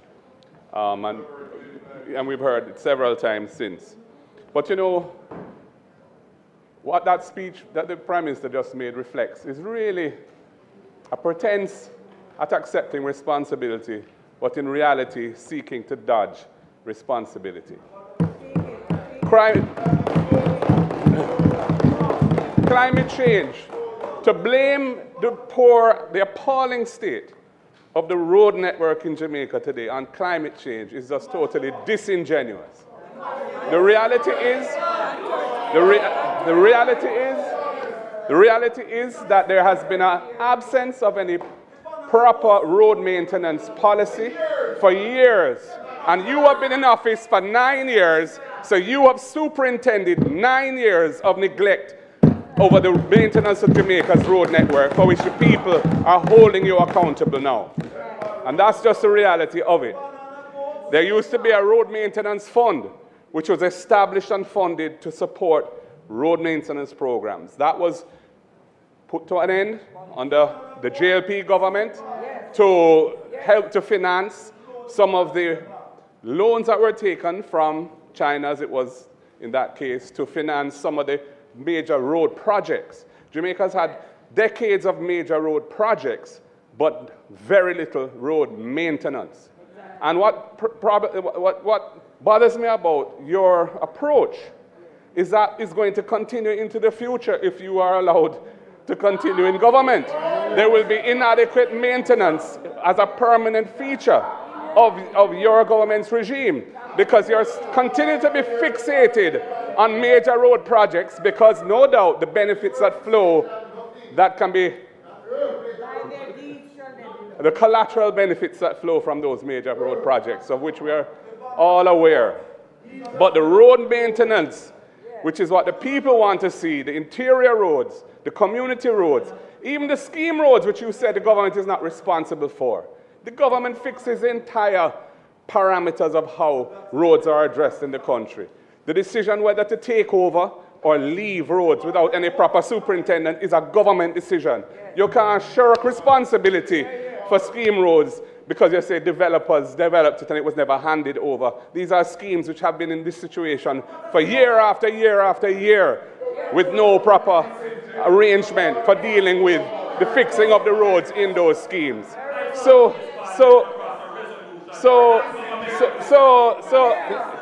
you said something about when you start to shout, you know, the stone lick. Well, apparently it does lick. That's why you're shouting at me now. Yeah. So Mr. Speaker. Hold for me, please. Let us conduct ourselves in an honorable way. You may continue. Yeah. Thank you, Mr. Speaker. So, Mr. Speaker. Wait, man. No, there's a line. This side there that climate change caused the bad roads in Jamaica. Mash down that lie. It has nothing to do with it. We have had heavy rains from time to time in Jamaica for years. Climate change is a reality and it's coming at us. But to blame the poor state of the road network of the country on climate change is a farce. And the people of Jamaica don't believe it. Leader. They're holding you accountable Opposition for it. leader. And for you to try and pretend that it's a PNP responsible for it. When you've been in Opposition government leader. for 9 years. It just does not wash. Member, you rise on a point of order or? What's the point? What's the point? What are you rising on? What's the point of order? What is the point of There's order? no such thing as a point of clarity. Mr. Speaker, The point of The order. point of the order? member What's is the point of misleading the order? House as it relates to housing scheme. And he knows that. What's the I point brought of a order? resolution here. What's the point of order? Is that are you rising a point of order? Clarification. You can No, clarification. no member. That you brought a resolution here. Member. So what? Point of order. So what? Point of order. So what? Point of order. Point of order. Members, Many people bring He resolutions. mentioned Let the us- issue. So what? stop. I'm going to turn the mics. All right? I'm asking a question. If you allow me, you will hear. I am asking a question.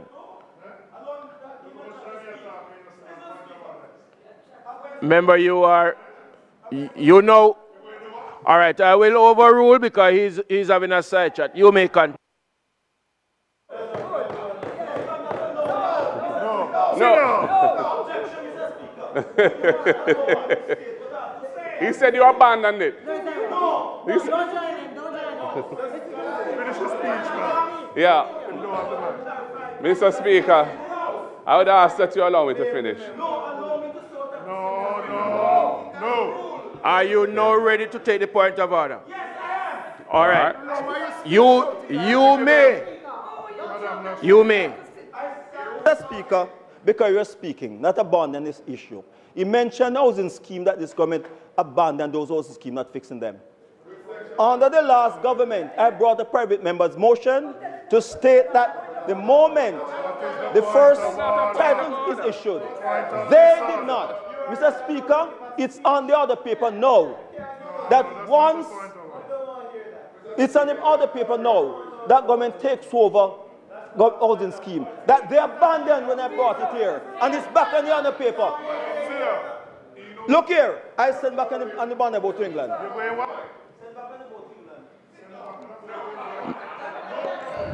You may continue your presentation. Talk about the people them over there. If you want to start the argument, talk about the people them over there. Mr. Speaker, I don't. Discussions about resolutions brought here are neither here nor there. The reality is that Jamaica has a proliferation of schemes that were developed by private developers where the roads are in limbo. And you can't shirk responsibility as a government by saying, oh, that's the way it is. It's the duty of the government to fix the system if the system is flawed. The fact that you're very bad at fixing systems is no excuse. And that failure is replicated in many different areas in terms of how the state interfaces with the population, where there are all sorts of inefficiencies which people suffer from daily and need to be corrected, and you're very poor at correcting it. But the point about this is climate change is not the excuse. It's not an excuse that can absolve you from responsibility for your stewardship of the road network over the last 9 years. Highways have been built. Highways were built by many governments. The North Coast Highway was built by the PNP. The East-West Highway was built by the PNP.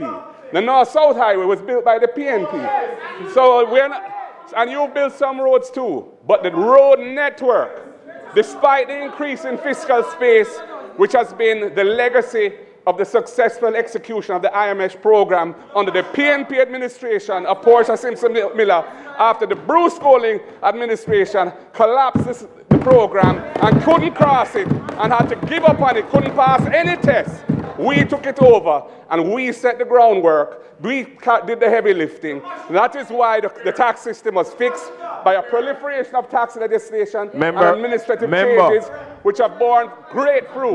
Where the revenue has increased year.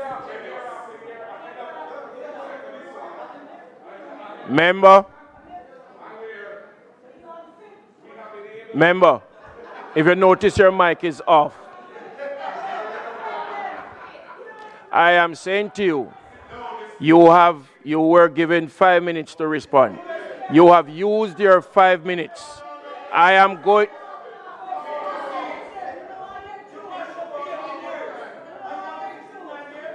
You were, by the bylaws, you have 5 minutes to respond it. You have used up your 5 minutes. I am going to give you another minute to wrap up and not more. Thank you for the additional minute, Mr. Speaker. The point of the matter is this. Despite the growth in fiscal space, which is a result of the reforms and the successful execution of the IMF program under the Portia Simpson Miller administration, which has yielded a great legacy to this country, you have not used those resources on the road network. You have used it on a proliferation of other things. And to say that climate change is responsible for all of the potholes in the country is absolute nonsense. and the people don't believe it, and they don't accept it, and you're going to pay the consequences of it politically in the months to come.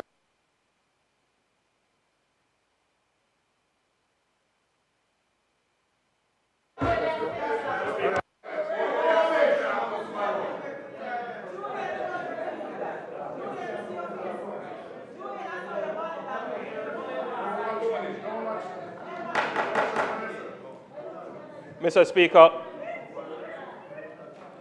the member from St. Andrews South, the leader of the opposition, suggested that there was a fiscal arrangement in place that was sufficient to maintain the roads. He suggested that there was a road maintenance fund. Mr. Speaker. Members, the Prime Minister is on his feet and he would like to relay some information. Please. Thank you, Mr. Speaker.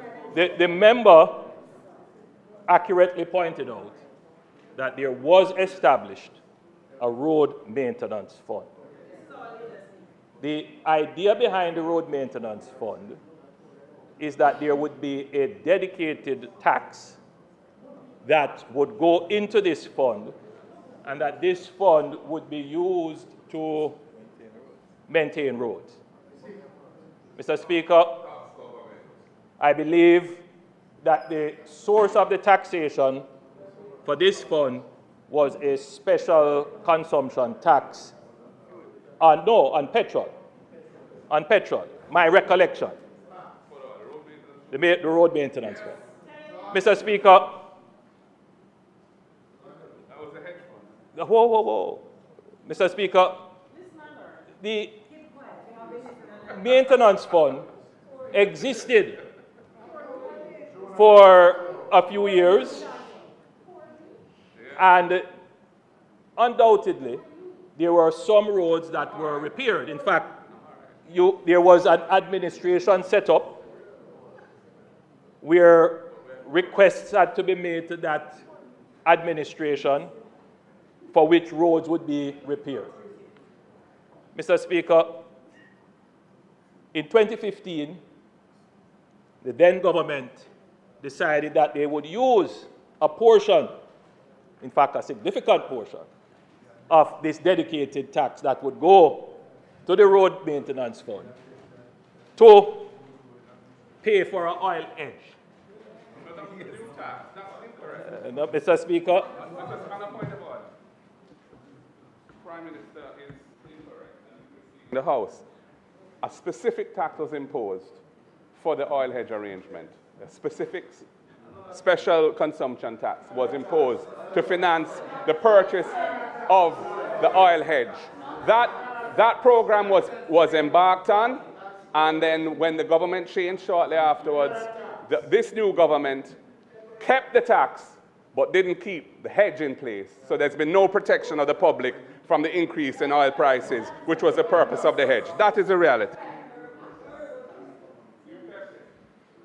Prime Minister. Just to be clear, Mr. Speaker, they increased the SCT, which should have gone into the road maintenance fund, and the increase was diverted into the edge. Just to be clear, I am not incorrect, Mr. Speaker. Mr. Speaker, I am not incorrect. Then, Mr. Speaker, the leader of the opposition can, in his own conscience, accept if he is incorrect or not. Now, Mr. Speaker, it is always from a good fiscal management point of view, and I keep using this word fiscal, from the proper management of tax revenues, that you do not earmark revenues. Mr. Speaker, earmarking of revenues don't lead to a good outcome. What this administration did, Mr. Speaker, was to abandon the road maintenance fund. Because when you set up an earmark fund, you take a certain percentage of that to manage the fund. You have to pay staff, you have to pay administration. A large part of that fund gets eaten out in terms of just management and administration. The other problem is, Mr. Speaker, is that the funds generated from this special tax was never enough in the first place. In other words, even with the existence of a road maintenance fund, Jamaica's road in 2015, 2014, 2013, and 2011 were in no better condition than they were today. The same protests that existed about bad roads existed then that existed now. The truth is, Mr. Speaker, that the road maintenance fund had no impact. What makes the impact, Mr. Speaker? What makes the impact? What makes the impact is not more taxes that you dedicate to a particular cause. What makes an impact is more revenues for which you can properly allocate. That government, Mr. Speaker, all they know to do is to tax, tax, tax, tax. This government, Mr. Speaker, this government generates revenues so that we don't have to tax. It is the revenues, Mr. Speaker, and I want to... Robert, where's the point? The revenues. Mr. Speaker, I want to be clear, Mr. Speaker, that if you were to compare the allocations for this government over our 9 years, prorated to their 4.5 years in their last administration, we have spent far more on road maintenance, road construction, road repair. I also want to make a point. The leader of the opposition can seek to appeal to a base understanding of the challenges. Yes, government must just fix the road, whether it's rain cause it or a breakaway or whatever, fix the road. We accept that. Fix the roads. And that is what we have been doing. But to fix the roads, Mr. Speaker, you must understand why the roads are in the state they are. And Mr. Speaker, you cannot ignore that we had the highest level of rainfall in the last 30 years. That is not something to ignore. It is a reality. We have had more rains now than we have had on average in the last 30 years. So you can't just dismiss that as if to say that had no impact on the roads. Obviously. That's the same administration, the same opposition, who just stood up and said that they are happy that the government is taking climate change seriously because it is having an impact on our economy and our infrastructure. And then now to stand up and say, no, it's not having any impact. You can't have it both ways. You can't flip-flop. You can't on one way say climate change is having an impact and then turn around and say, no, it's not having an impact. You can't flip-flop. Come on. Then now, Mr. Speaker, highest level of hypocrisy.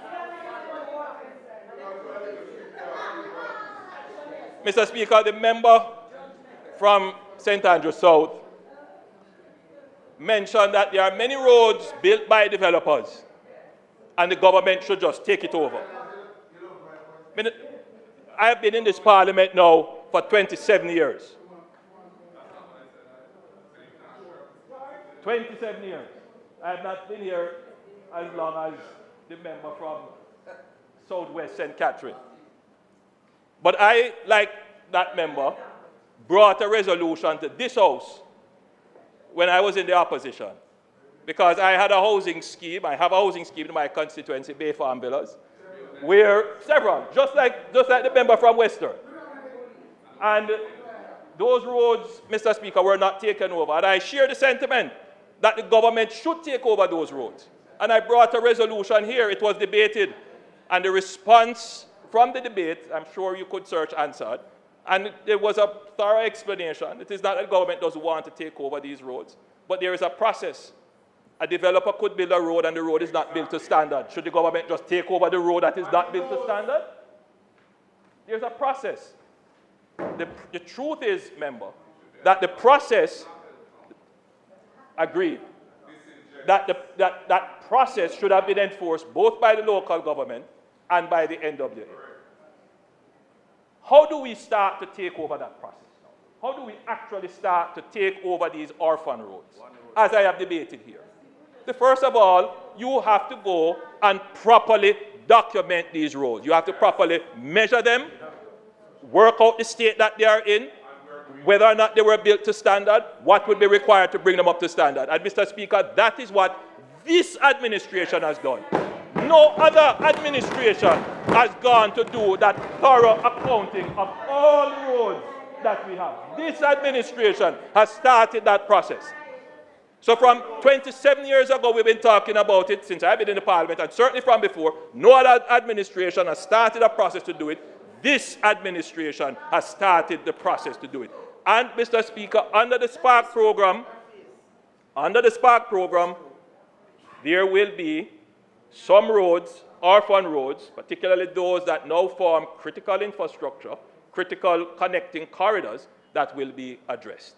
Mr. Speaker, I take the opportunity because the leader of the opposition, I'm sure other members here in Kingston and St. Andrew will appreciate that there are some roads, for example, in Newport West. Mr. Prime Minister, you have to speak in the mic for Hansard, so use it more. Thank you, Mr. Well, one of them isn't. Yes, okay.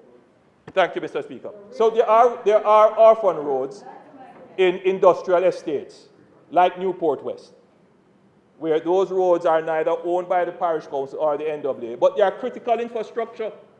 That's where quite a bit of our containers and port operations take place. So the government is now obviously in negotiations with the owners of that space to have a kind of joint funding as to how we fix those roads. So it is not that there is no effort, Mr. Speaker, in fixing orphan roads. There are efforts underway, both in terms of how we manage them, to bring them onto the government's record, and in terms of having public-private partnerships in having them repaired. And I want to give the country the assurance that you will have a proper road management authority. Right now, the management of our roads is fragmented. Some of our roads are managed by parish councils, some are managed by the Ministry of Agriculture as farm roads, some are managed by the NWA, and some are not managed any at all. The intention of the government, as we have signaled with the One Road Authority, is to do a proper accounting of all our roads and bring them under one management. So all of that is being worked on, Mr. Speaker. This administration has done the most for the development and repair of our roads, bar none. And we are very proud of our work. Still a lot more work to be done, but this is the administration to get it done. Thank you, Mr. Speaker.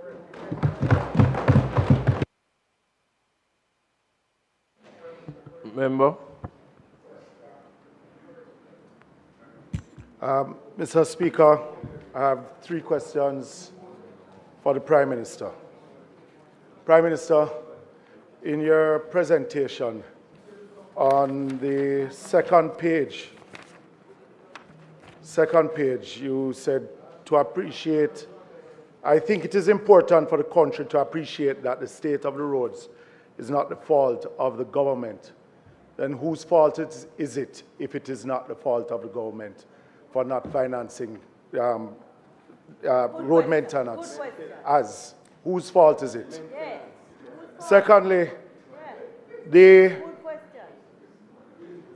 is it that the revenue from the securitization or parts of the revenue of the securitization from the Norman Manley International Airport through King Air is being used to finance Spark?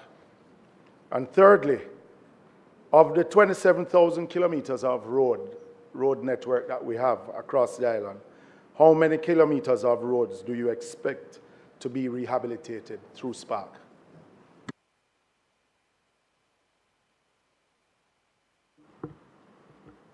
the current state of the roads is a responsibility of the government. As I have said in my presentation here, we are responsible for the maintenance of the road.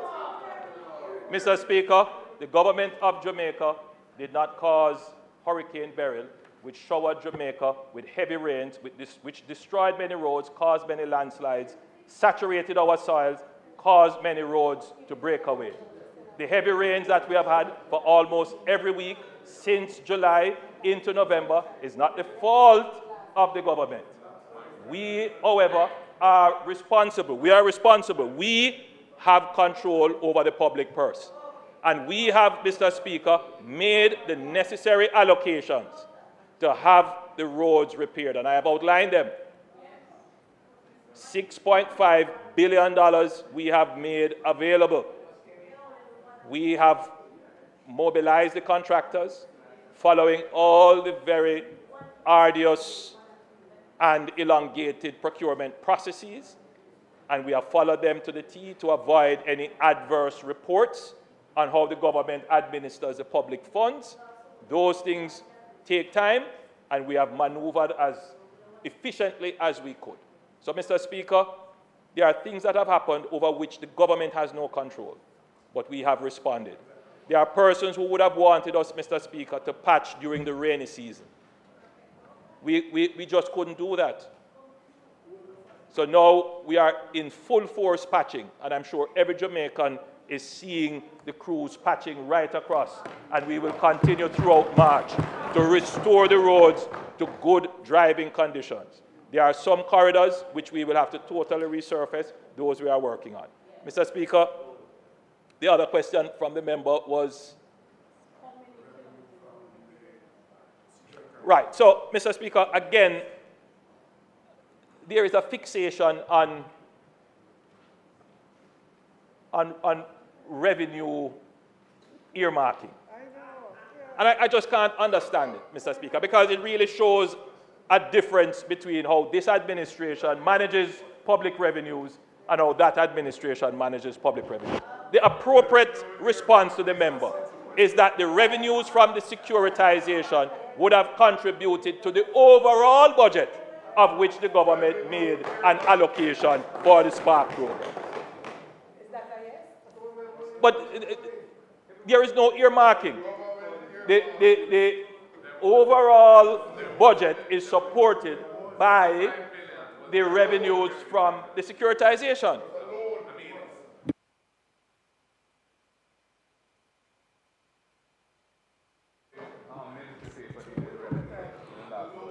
And the reason why I asked the question, Prime Minister, and I mean, we don't have to get hot under the collar, read the whole thing of roads. Because, back to my first question, wouldn't the Prime Minister say that because of the lack of proper planning and funding, which has caused part of why the road network is the way that it is over the last 8 years, why it is that the roads are the way that they are now? Oh, you have been in power for that, and the Prime Minister is blaming others. And the reason why I'm asking about the securitization... For your tenure, he's speaking to your tenure. Your tenure. My memory serves me well. My memory serves me well, Prime Minister. Because you keep on repeating that the financing of Spark is coming from the revenue of the government, that there's no debt in helping to finance Spark. And and my memory serves me well, in the budget, there was a $20 billion from the securitization that would have gone to Spark. So you can look back at it. So I just want to clarify, no, because you keep on misleading the country, that that you're doing it from the revenue of the government, and there is no debt. No, you need to be honest. The final question, which you have not. The final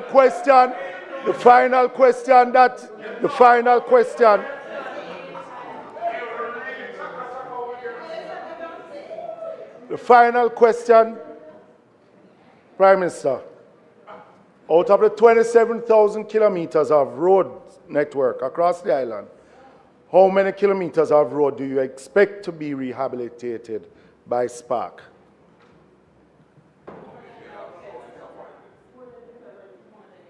Good question. Excellent. Minister, the question you asked regarding is the number.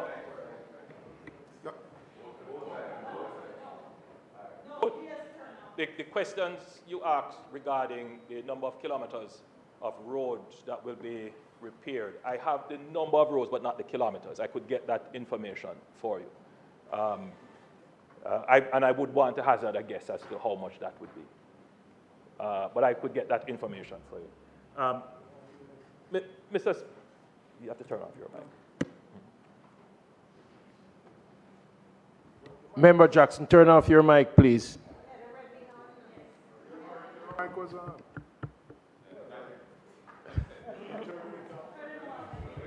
No, Turn on your no. Turn off yours. Yes. Prime Minister, you may turn on yours now. Right. Both are. Yeah, both of them. I can turn both of them Yes. on. Good? Yeah.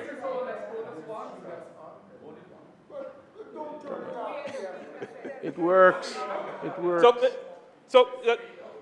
Mr. Speaker, I will provide the member with the kilometers of roadway. I don't want to hazard a guess as to what that is. I could probably get, Minister, let's work that out and get what that is. Minister, the financing of the budget has many different sources. You have tax revenues, you have revenues that come, non-tax revenues, revenues that come from the sale of public assets, and revenues that come from various transactions that the government may get involved in. In fact, the government, by virtue of its good management, could securitize future revenues, and that is not treated as debt. And so, Madam Speaker, Mr. Speaker, forgive me, the government employs all, because of the position that we are in, we are able to take advantage of the full suite of measures to finance the budget. These options weren't available to some governments before. They are available to this government because of our frugality, from our good management, and so which is what we mean when we say this administration manages the fiscal affairs of the country in such a way as to expand and take advantage of all the opportunities for the benefit of the people. Hence, the Spark program is being funded.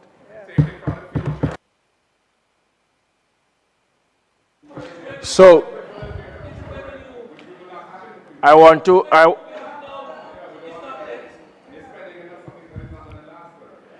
just to enlighten us that when we turn on our mics, when I press the button here, it is a mic that was turned on first that is going to speak. All right? Yeah, man, I know if I ask questions, Desmond. I have three.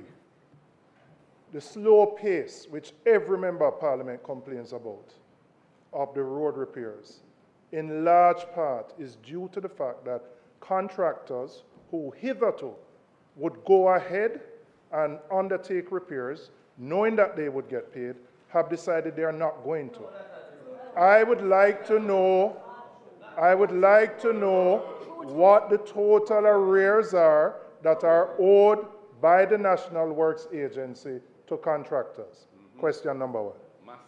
Secondly, I represent both residential and business interests on Lady Musgrave, which is one of the roads slated to be dualized and expanded. The residents have spent, and the business interests, have spent a lot of time and resources in developing what I would consider an alternative to what the government is proposing. They want the development, but they want something which is more sustainable, which is less concrete, which is more green, not your green, but more environmentally friendly, right? Let me go again, because this is a serious point, because they have been frustrated by the lack of response from the government. They have invested money in identifying consultants to come here to look at the space. The Lady Musgrave now I'm speaking about, because their concern is that the dualization, similar to what took place in Barbican Road, does not solve the traffic problem. It actually moves the problem further down. So you widen, it's quicker to get through 4 ways, but when you come back to 2, you have a bottleneck. So they have spent time and resources, they have engaged experts in looking at an alternative, which would have walkways, which would have trees, and they have spent the better part of 2 years. They have been trying to engage NWA without any success. And the response from NWA is that the die is cast and nothing can change. I am asking you as the minister with responsibility for this particular project to engage them. Nobody is against development. They want the development because they want their property values to increase. But they want a development which is consistent with the area, which allows people to walk, people to ride, etc. And they have done extensive work. And they have proposals which I believe can be incorporated into what the government is proposing, which meets the objective. So my ask is for there to be engagement with the group, both residential and business interests. The third question, Prime Minister, notwithstanding the many announcements about Spark, I am unable as a member of Parliament to tell the residents in my constituency when Spark will start for me. Yeah. I have done what I've been asked to do, which is to hold my consultation, submit my 10 roads. I did that from May last year. I know there's a process. You have selected a major contractor. That contractor has to subcontract. But the people in my constituency who drive on Deanery Road, who drive on many of the bad roads, are asking me, when will Spark start? I cannot get an answer from NWA. I can't get an answer from anybody. I would like to know whether it is in this financial year, whether it is in the next one, I don't know. But we must be able to say, of the 10 roads, I don't know which one you're going to start with. I understand you don't want to start with one that require water and sewage, etc., etc. But again, I've been asking, and I cannot get an answer as to when Spark will start. All of us. And I speak, hold on, and I speak on behalf, I think, of everybody here, because even on your side, your MPs complain. And then my final question relates specifically to Arthur Wint Drive. I know that there's a project to expand National Stadium, and I believe there's been a consultancy awarded out of the UK to look at that. Now, what I want to know is, in the expansion of Arthur Wint, I also know the minister had plans for a museum, etc. What I want to know is, are all those things being coordinated? The expansion of the National Stadium, the incorporation of a museum, and the dualization of that to 4 ways, and the impact that it will have on the space that is available. Because frankly, when you think you'd either have to take some of the National Stadium space and reduce the car park, or if you go on the other side, you're going into where the police is and the gully, etc. So I want to know what level of coordination is taking place with those disparate plans to ensure that once you start, there's consistency.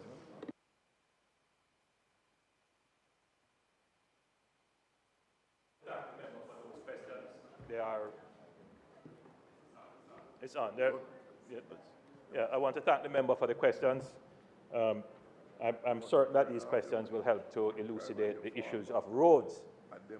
In terms of contractors being outstanding, in terms of bills being outstanding to contractors, initially, in the beginning of the year, we did have some problems with that, but we have corrected that. And the public should know that we have paid out so far about $7 billion to contractors. I am told that we have, up to this financial year, to the end of the financial year, we have about $1 billion outstanding. $1 billion. And that is for ongoing work. Now, Mr. Speaker, during the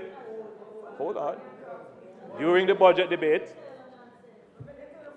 during the budget debate, Mr. Speaker, we will bring to the nation. Let's just be clear. It is not good for contractors to be owed. I want to establish that it's not good for the government to owe anyone. And as a strategy for growth, I don't want to say too much about it, but the government will take a posture of settling its debts to contractors and service providers early so that they have the cash to reinvest in their business. So that is a strategy that we will explain a little bit more of. Well, let me go further to say that this business of contractors going ahead and working and then coming and say, hey, this is what I owe you, is something that we have to be very careful with. Sometimes there are situations where contractors have gone ahead, and we have to be very careful of that, Mr. Speaker, because that is outside of our fiscal rules and the fiscal framework in which we operate. Mr. Speaker, the member from Southeast St. Andrew is making me aware of an effort by residents in certain areas, Lady Musgrave Road and environs, businesses, residents and businesses, which I think, Mr. Speaker, is something that should be applauded, that residents have taken it upon themselves to develop an alternative, and I wish to commend them on that. I was unaware of it. I will certainly ask the NWA to meet with the residents who have these proposals, and I certainly will take the opportunity to hear what the suggestions are. It sounds to me, though, member, that much of their objectives would be taken into account for the plans that we have, certainly as it relates to streetscaping and the provision of walkways and the softening of the corridor. As I had said earlier, a part of the budget for the roadworks along Lady Musgrave and Arthur Wint and East Kings House Road has a significant component for streetscaping and for pedestrian access. So I will certainly give them an opportunity to make a presentation to myself and the NWA. In terms of Arthur Wint Drive and the stadium, all of these developments are done with the NWA, the NWC, and all the other municipal authorities brought together in one forum. So the development of the stadium contemplates the proposed development for Arthur Wint. The issues you raise about parking and what would have to happen, I don't want to say too much about what is being planned, but we may have to have parking levels. We may have to have elevated parkings. So you may want to bring the Member of Parliament in to give him it's in the concept stage, and that's the issue. But we could still bring the Member of Parliament in. Certainly. So the Minister is explaining. Yeah, the Minister is explaining that she will invite you to sit on the Oversight Committee. So I wish to assure the residents in these areas that one of the things we would not want to happen is the dislocation that we have seen on other road projects that occurred in the corporate area. So in the planning up front will be the provisions for residents to be able to access their businesses and their residents without any form of dislocation or discomfort. So I want to assure them that that is well planned out and thought out. I also want to assure them that streetscaping is an integral part of the development. As it relates to the traffic and whether or not it will have an impact on traffic, the information that I have suggests that it would. But since they have raised this issue that it may not have an impact, I will take a second look to see whether or not the positions that they have raised have merit. Thank you, Mr. Speaker. Oh, Spark. Oh, member, Spark has started, and it has started in the constituency of East Kingston and Port Royal. We the Minister without portfolio for works has been contacting all the MPs, and I gather you were called on the 20th, yesterday,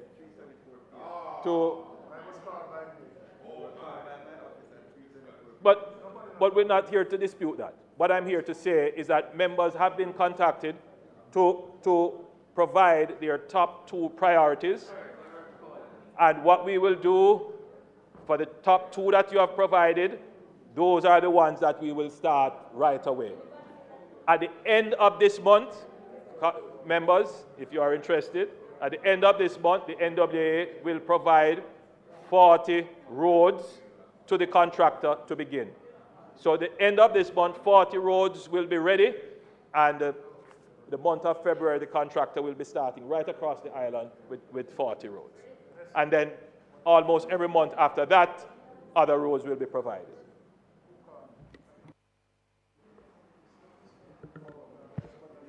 Prime Minister. Prime Minister, there's a... Member from St. Andrew, Western. Thank you, Mr. Speaker. Prime Minister, there's one aspect of SPARK that I'd like you to address, and that is where the roads that are given need to have piping done. Is it that the piping that are to be done is to be done by check or by the NWC, and how we go about? What is the timeline for procuring those pipes, and what are the implications for the start time of those roads?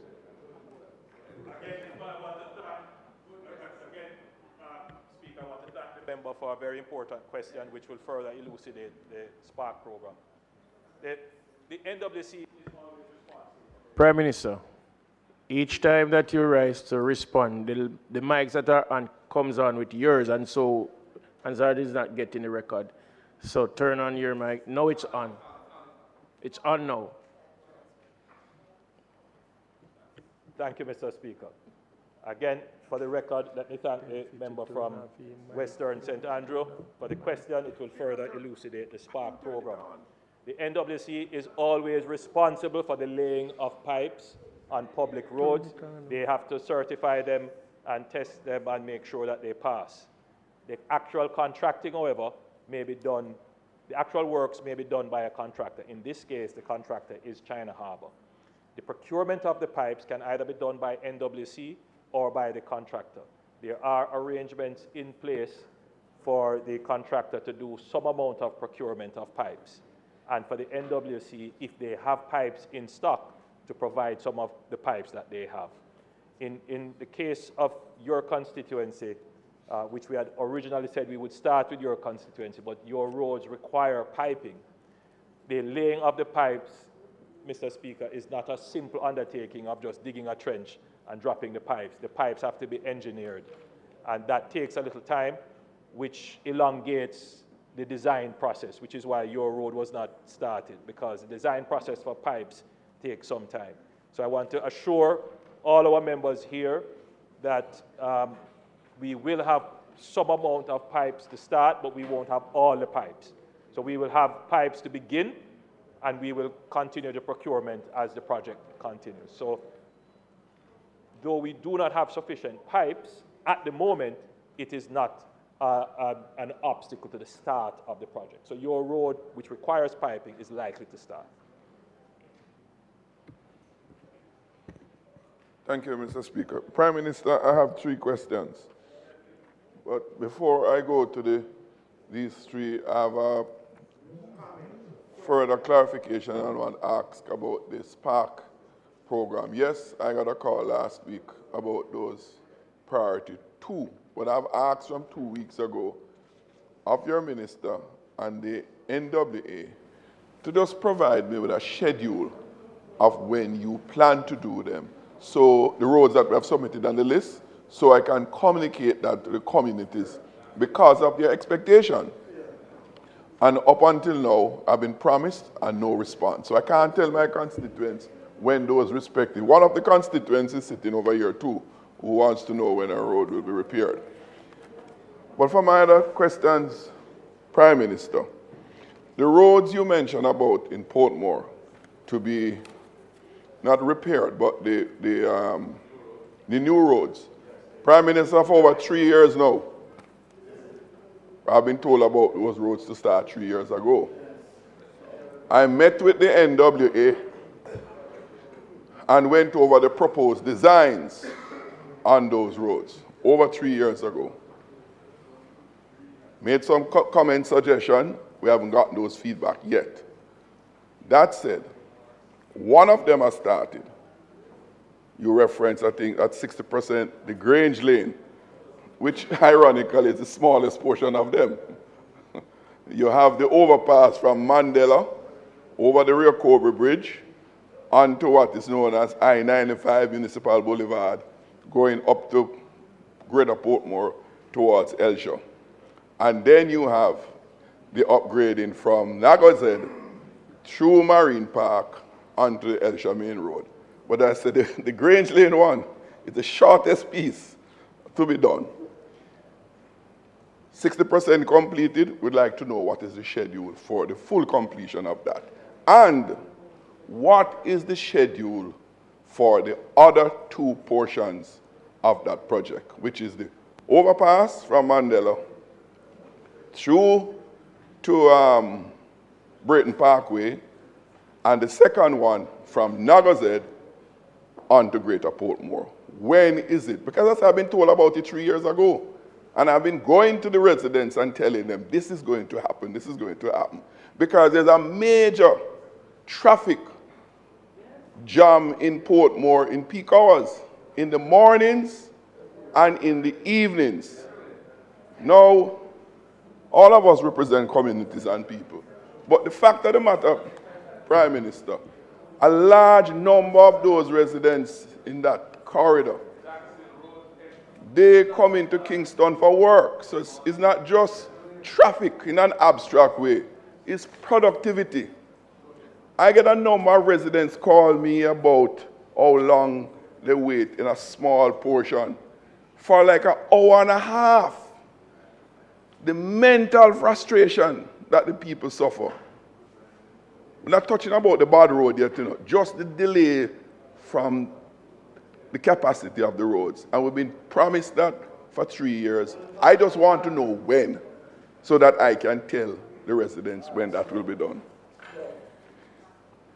The repairs you mention of, you talk about those debris or the scrape up and pile up, that's one part of it. There are some roads, and I see them particularly in the corporate area. They scrape the road. There's one of them I know very well. Almost 2 weeks now, they scrape the road. And there's more traffic jam over the past 2 weeks because the vehicles have to slow down. And it causes a major traffic jam. When they do that, I thought, I'm wrong, that is ahead of immediate pavement. That they come and do it probably a day or even 2 days. And then they come and surface the road. If you don't ready to resurface it, don't make it worse than it was for driving purposes in the interim. Mr. Prime Minister, you don't have to be a rocket scientist for them to see those. Supervision. And the question is, who is responsible? Somebody must be responsible. The third question. Can you keep him quiet, Prime Minister? The third question. Mr. Prime Minister, during the month of November, I had the opportunity to visit St. Thomas very frequently.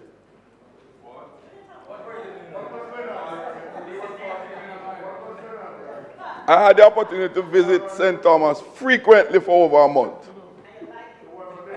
I like the outcome, yes, I like the outcome, yeah.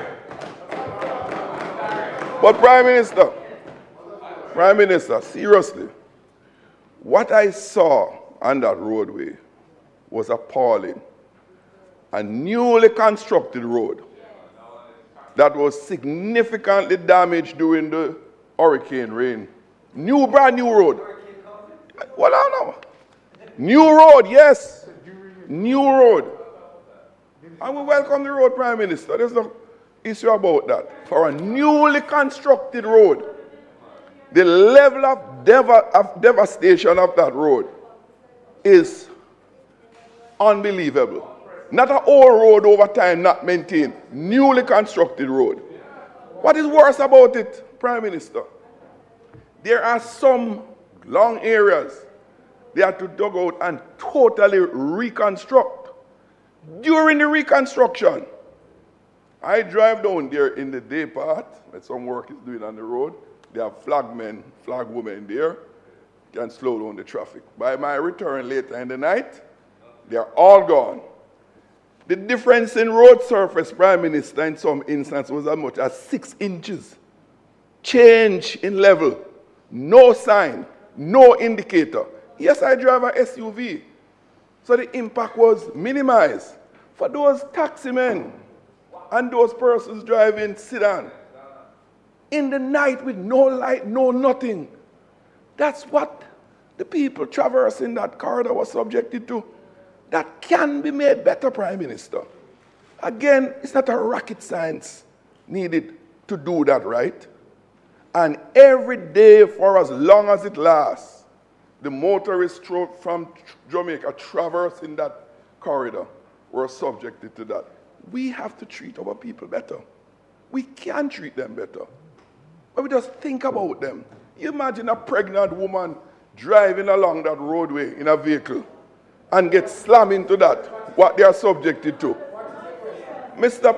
Prime Minister, it might seem simple. Member. But if it seems simple, it's because of our insensitivity. It's a great question. Please. We're at this point. Yes, I'm wrapping up. No, you're not supposed to be wrapping up. You're supposed to be asking questions. No, you have not asked a question even now. Please. Turn your mic on now. And as I wrap up my question,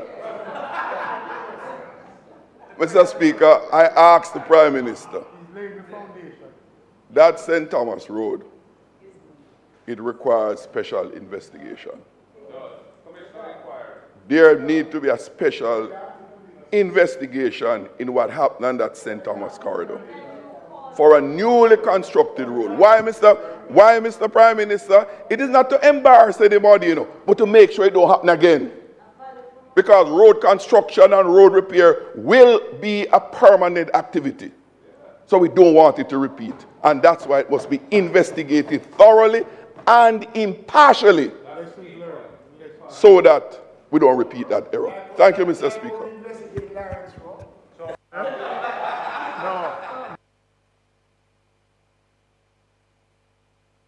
Prime Minister, turn the mic on.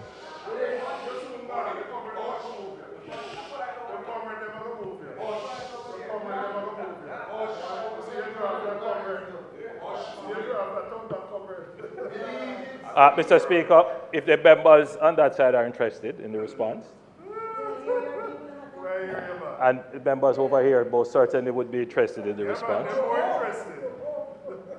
So you asked, when will Grange Lane be finished? Be finished in March. Helshaw will begin in March, and the Portmore entry will begin in September. Those are the projected. I don't have the duration here. I don't want to speculate, but that's the projected schedule to start. You raise an issue which I will identify with, the length of time that it has taken. In Sotovosha comments, the leader of the opposition mentioned something which sometimes it escapes the general conversation, which is if you're spending on capital works expenditure requires a higher standard of both the life of the infrastructure you're spending on, but in terms of the approval process of the expenditure. So you couldn't consider something that is only going to last a year as capital. I think we all understand that capital expenditure is something that is going to last for a long time. Yes, you should be able to depreciate it over time.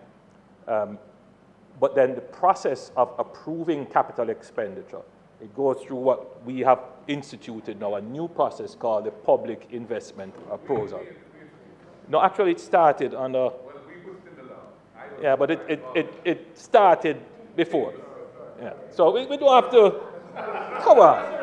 But and so it was a committee. You know, we put it in place. So the point is, Mr. Speaker, forgive me, I should be speaking to you. The point is, Mr. Speaker, the point is, Mr. Speaker, that the bureaucratic requirements to approve capital expenditure can be time-consuming. Not can be, it is time-consuming. And oftentimes, it is to the frustration of the citizen who just want to see their road repaired. And nothing that I have said here is of any comfort to any citizen who is stuck in traffic waiting for the approval. But, Mr. Speaker, the same citizen would turn around and criticize the government when there is an adverse report that the government didn't cross an I, cross a T or dotted an I. And we can't trade off one for the other. Governments have to learn to do both. Government have to learn to comply with the rules, but get them done quickly. In the case of, for example, Grange Lane, we went to contracting, and there was an issue with the contractor being able to provide some documentation. For example, a few of the other roads under this CAPEX program, we went through the PIAB process and it had to go back because of some shortcoming or some consideration or some appeal by someone. All of these things elongate the process. And I think that the citizens need to appreciate that the government is trying to balance two things. We're trying to do it quickly, but we're also trying to comply with the rules. So as is mentioned by the member from Southeast St. Andrew, we are well along the pathway to develop both Arthur Wind and Lady Musgrave. But if we stop, which we will, to accommodate and listen to citizens, it adds to the time it takes the actual implementation to happen. And these are just the realities of government. And each citizen should appreciate that this is how it is. This is not that we are sitting down not doing anything, but the process that we, the Parliament, would have put in place that is not supervised only by the government, it is supervised by the PAAC, which is chaired by a member of the opposition. It is supervised by the Contractor General, the Procurement Commission, forgive me. It is supervised by the Auditor General and all other kinds of bodies that investigate. We have to comply, and so compliance is important. That leads us to the next step. Government has to be more efficient.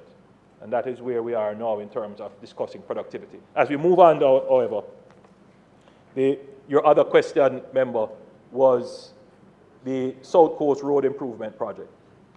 As I pointed out, I get reports from the technical persons, but I don't just read the report and say that is it. During the Christmas period, I personally drove the road. Personally. And I was not satisfied with what I saw. And you can be assured that I raised those concerns in very strong ways with the entity responsible for the management of that road. The issues that have affected the road, however, member, are, firstly, you mentioned the hurricane.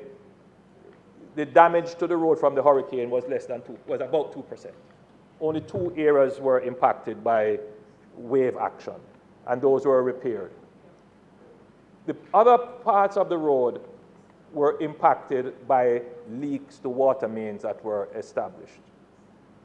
Originally, when we were doing the project, water mains were not a part of it, but the government took a decision that if we're going to improve that road, we should build a utility corridor. So we added water mains, we added the conduits for broadband, and in some areas, sewage, in addition to massive infrastructure work, civil works, retaining walls, drainage, and so forth. The piping works have been a challenge. And the reason why they have been a challenge is that we are fixing the road while we are using it. And that road carries heavy mining aggregate loads. And so it does have an impact. So when you lay the pipe, heavy loads immediately have an impact. So we have had to do quite a bit of correction going along. But bear in mind that all of these are within what is called the defects liability period. So it's not necessarily a cost to the government of Jamaica. And it's 130 kilometers of roadway. I just want to be clear on that. It's not a short roadway, it's 130 kilometers. It's probably the longest roadway that we have repaired. And so you will find at points that you have materials issue. For example, I visited one spot where the road started to break up, and that's because the subbase, when it was checked, it was not the right aggregate that was used as the subbase. And the contractor has a liability. They dug it back up and put in the proper aggregate and repaved it. At the end of it, remember, the entire surface will be even and it will be a long-lasting surface before the full road is handed over.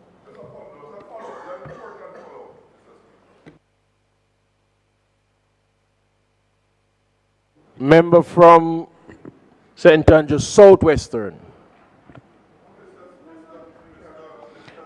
If we take the member from Southwestern, then we go back to your follow-up. But you one can have the floor. If she yields to you, then that's fine.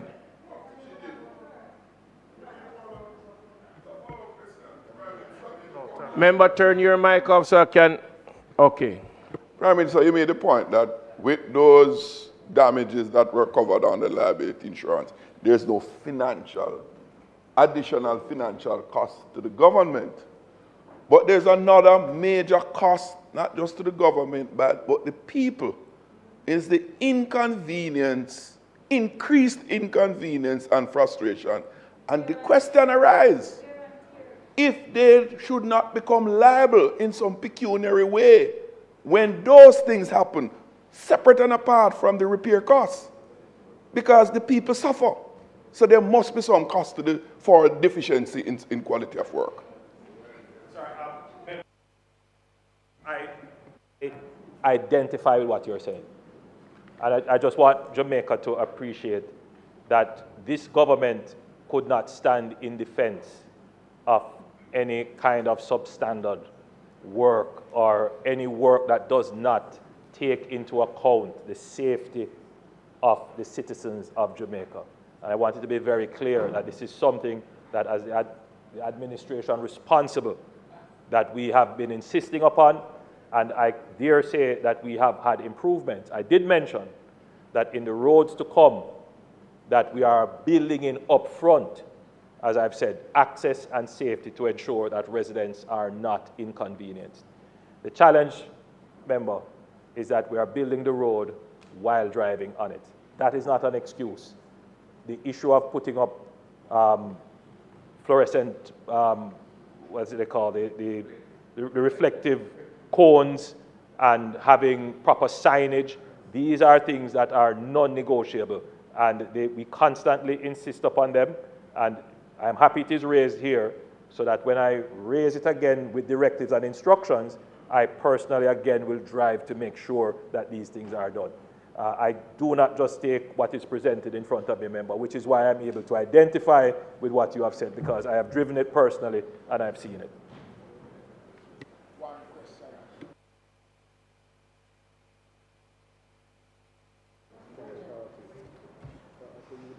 Thank you, Mr. Speaker.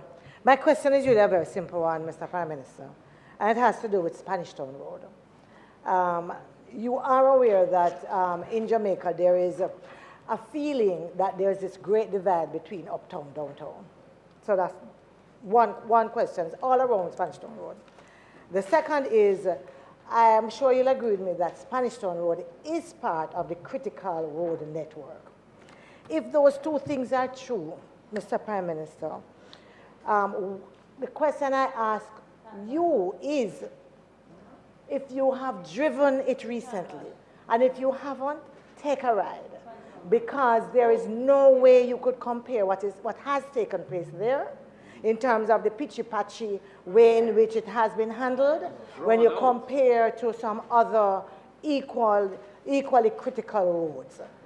There is absolutely no way that given the state of Spanish Town Road, that is what should have been done with it. Believe you me, it is a scandal, and it only leaves everyone who has to use it, who lives down there, that feeling that you don't care about those of us who are down there, that we are not part of the regular society, we are less than. And I don't believe that that is what you should want to have. Again, I want to thank the member for bringing up the Spanish Town Road issue. Mr. Speaker, if I have your permission, I suspect that this might be the last question, but to raise, the member raised an issue about Spanish Town Road, but I also want to raise another issue which joins and supports the point you raised. West Kingston, in the vicinity of the Denham Town Police Station, there is a massive sewage leak. And for us to repair the road, we have to repair first. We couldn't even contemplate the repair of the road until we fix the sewage. So there is a contract that is about to be effected on that intersection, but it will affect the entire Spanish Town Road and going into parts of Denham Town and maybe up to your constituency as well. And once that is complete, once we have solved that sewage problem, then the plan is, we have already scoped it, it is going to cost us $60 million to repair Spanish Town Road, to bring it up. It's a big project. To bring it up to the standard that it was when it was Spanish Town Road. In other words, we would create the corridor. So the corridor would be from Mandela Highway off, coming all the way down into West Kingston. And so that is there. So as soon as we have solved that sewage problem, Minister Samuda has assured me that they will start the works by Thursday. It will take a few months to solve, but as soon as that is done, then we'll move on to the actual repair of Spanish Town Road. We will take the last question. For clarity, Mr. Prime Minister. Mr. Prime Minister, you're saying that the work that has been done is temporary. Just to be clear. No, I have to be clear. You know, Mr. Speaker, what I have learned in this business is that sometimes I say things once, and I believe everybody understands it. You have to repeat it. We have 3 lines of effort in roads. One line of effort is patching, just ensuring that the roads are in drivable condition, and that's ongoing, recurrent. And then we have some, you couldn't call them capital works, but significant improvements. And those are focused heavily on connected corridors. That is what gets you a road network, to make sure you have a drivable network.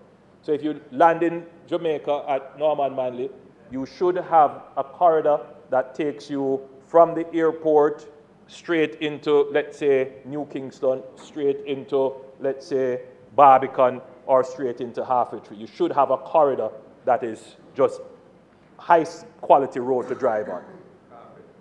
And then you have the capital infrastructure works, which is to improve your highway connectivity. The objective of that is to have a ring around Jamaica that is inter-parish, so you can get on a highway and get to any parish you want, and then from any connecting point around that ring into the main cities and urban centers. That's the objective of that line of effort, and the government is working steadily towards that.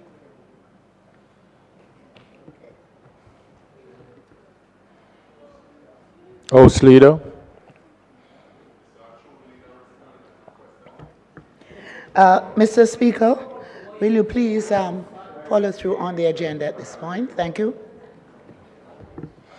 Announcement. Laid on the table of the House are the following: annual reports and audited financial statements of the National Housing Trust for the financial year 2023-2024. Annual reports of the Montego Bay Convention Center for the financial year 2022-2023. Jamaica Public Bodies second supplementary estimates of revenue and expenditure for the year ending March 2025. Jamaica third supplementary estimates for the year 2024-2025.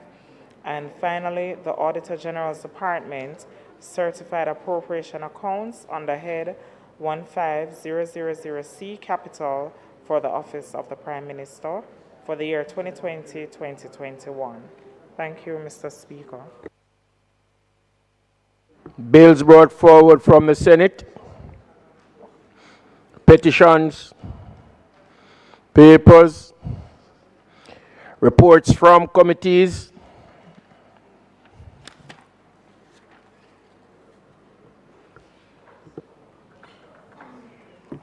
Thank you, Mr. Speaker. Sorry. Mr. Speaker, I beg to give notice that at the next meeting of the House, I will move the following. Madam Minister, just a minute. Notice of motion given orally. You may continue. Thank you, Mr. Speaker. Mr. Speaker, I beg to give notice that at the next meeting of the House, I will move the following motion. Be it resolved that the Jamaica Public Bodies second supplementary estimates of revenue and expenditure for the year ending March 2025 and the third supplementary estimates of expenditure for the financial year 2024-2025, which were laid on the table of the House of Representatives on the 21st day of January 2025, be referred to the Public Administration and Appropriations Committee of the House of Representatives for consideration and report. Mr. Speaker, I further beg to give notice that at a later stage today, I will move for the suspension of the standing orders to enable me to take this motion. House Leader. Mr. Speaker, I beg to give notice that at the next meeting of the House, I will move. Be it resolved that the Jamaica Public Bodies second supplementary estimates of revenue and expenditure for the year ending March 2025 and the third supplementary estimates 2024-2025 be referred to the Public Administration and Appropriations Committee for consideration and report. Mr. Speaker, I further beg to give notice that at a later stage today, I will move for the suspension of the standing orders to enable me to take the motion. Questions and answers to questions.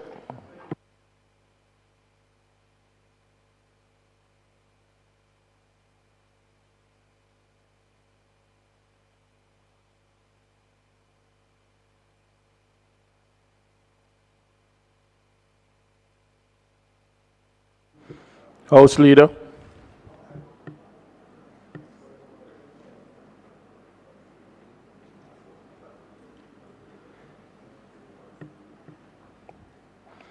Question and answers to questions.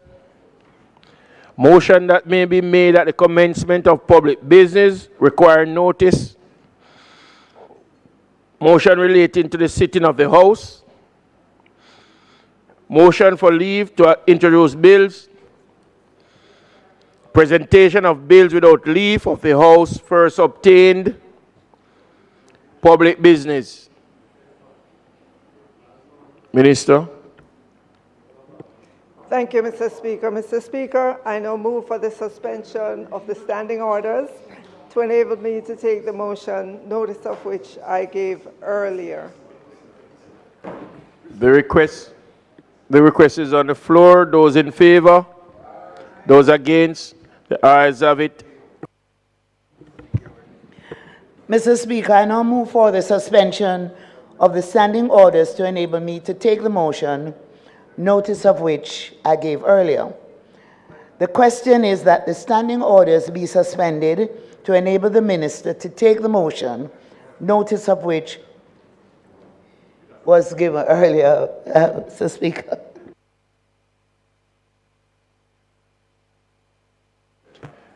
The request is on the floor. Those in favor? Those against? Mr. Speaker, I now move that, notwithstanding Standing Order 77, subsection 9, the Public Administration and Appropriations Committee of the House of Representatives be empowered to hold a meeting on the aforementioned estimates this afternoon while the House proceeds with the day's remaining agenda items.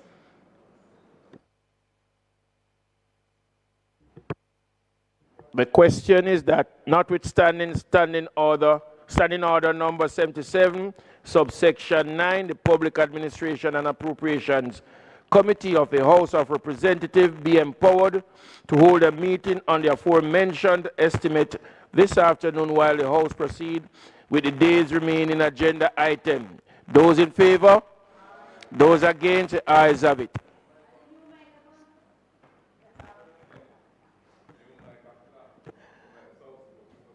Mr. Speaker, I wish to make the point that members are asked to remain in the House for the continuation of the session, while specific members have been asked to go to the government conference room where the PAAC will meet. And so the motion was moved earlier to allow the PAAC to meet while the House is in session. So I hope members understand that. We have identified 2 members on our side who would be at the PAC, and I'm sure on the other side, members would be so identified. And the quorum, I understand, is 3. So we shouldn't have a problem. So we will continue the business of the House while the PAAC meets, and then they will come back with their report, and then we will suspend for Standing Finance to meet. It's going to be a long day, but we can keep it tight. We can keep it tight. Thank you.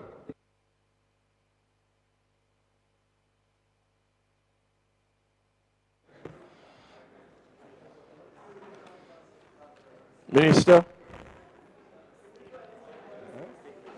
Statement by ministers.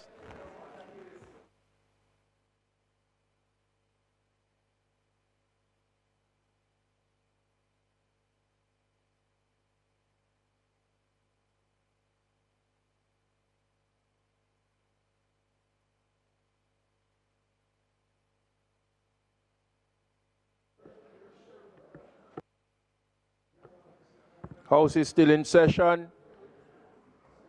Member Phyllis, House is still in session.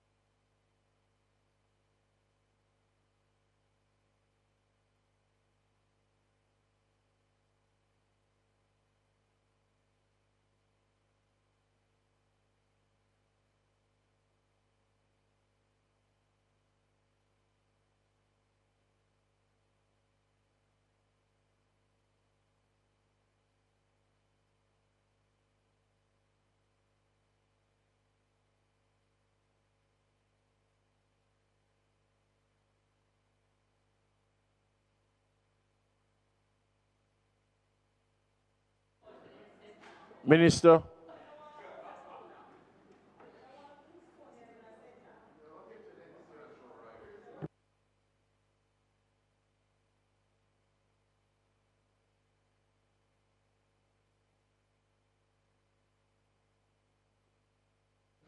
Minister.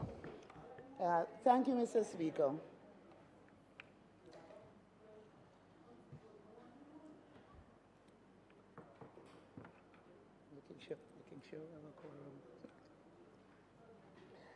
Mr. Speaker, on Sunday, January 19, 2024, the President of the United States, Joe Biden announced that he had used his clemency power to pardon posthumously the Jamaican national hero, the Right Excellent Marcus Garvey. It is a welcome and celebrated development following decades of advocacy at the highest level to clear the hero's name.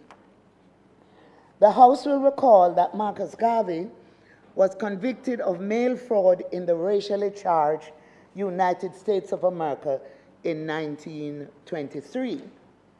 He was accused of stock solicitation through the mail to support his Black Star Line.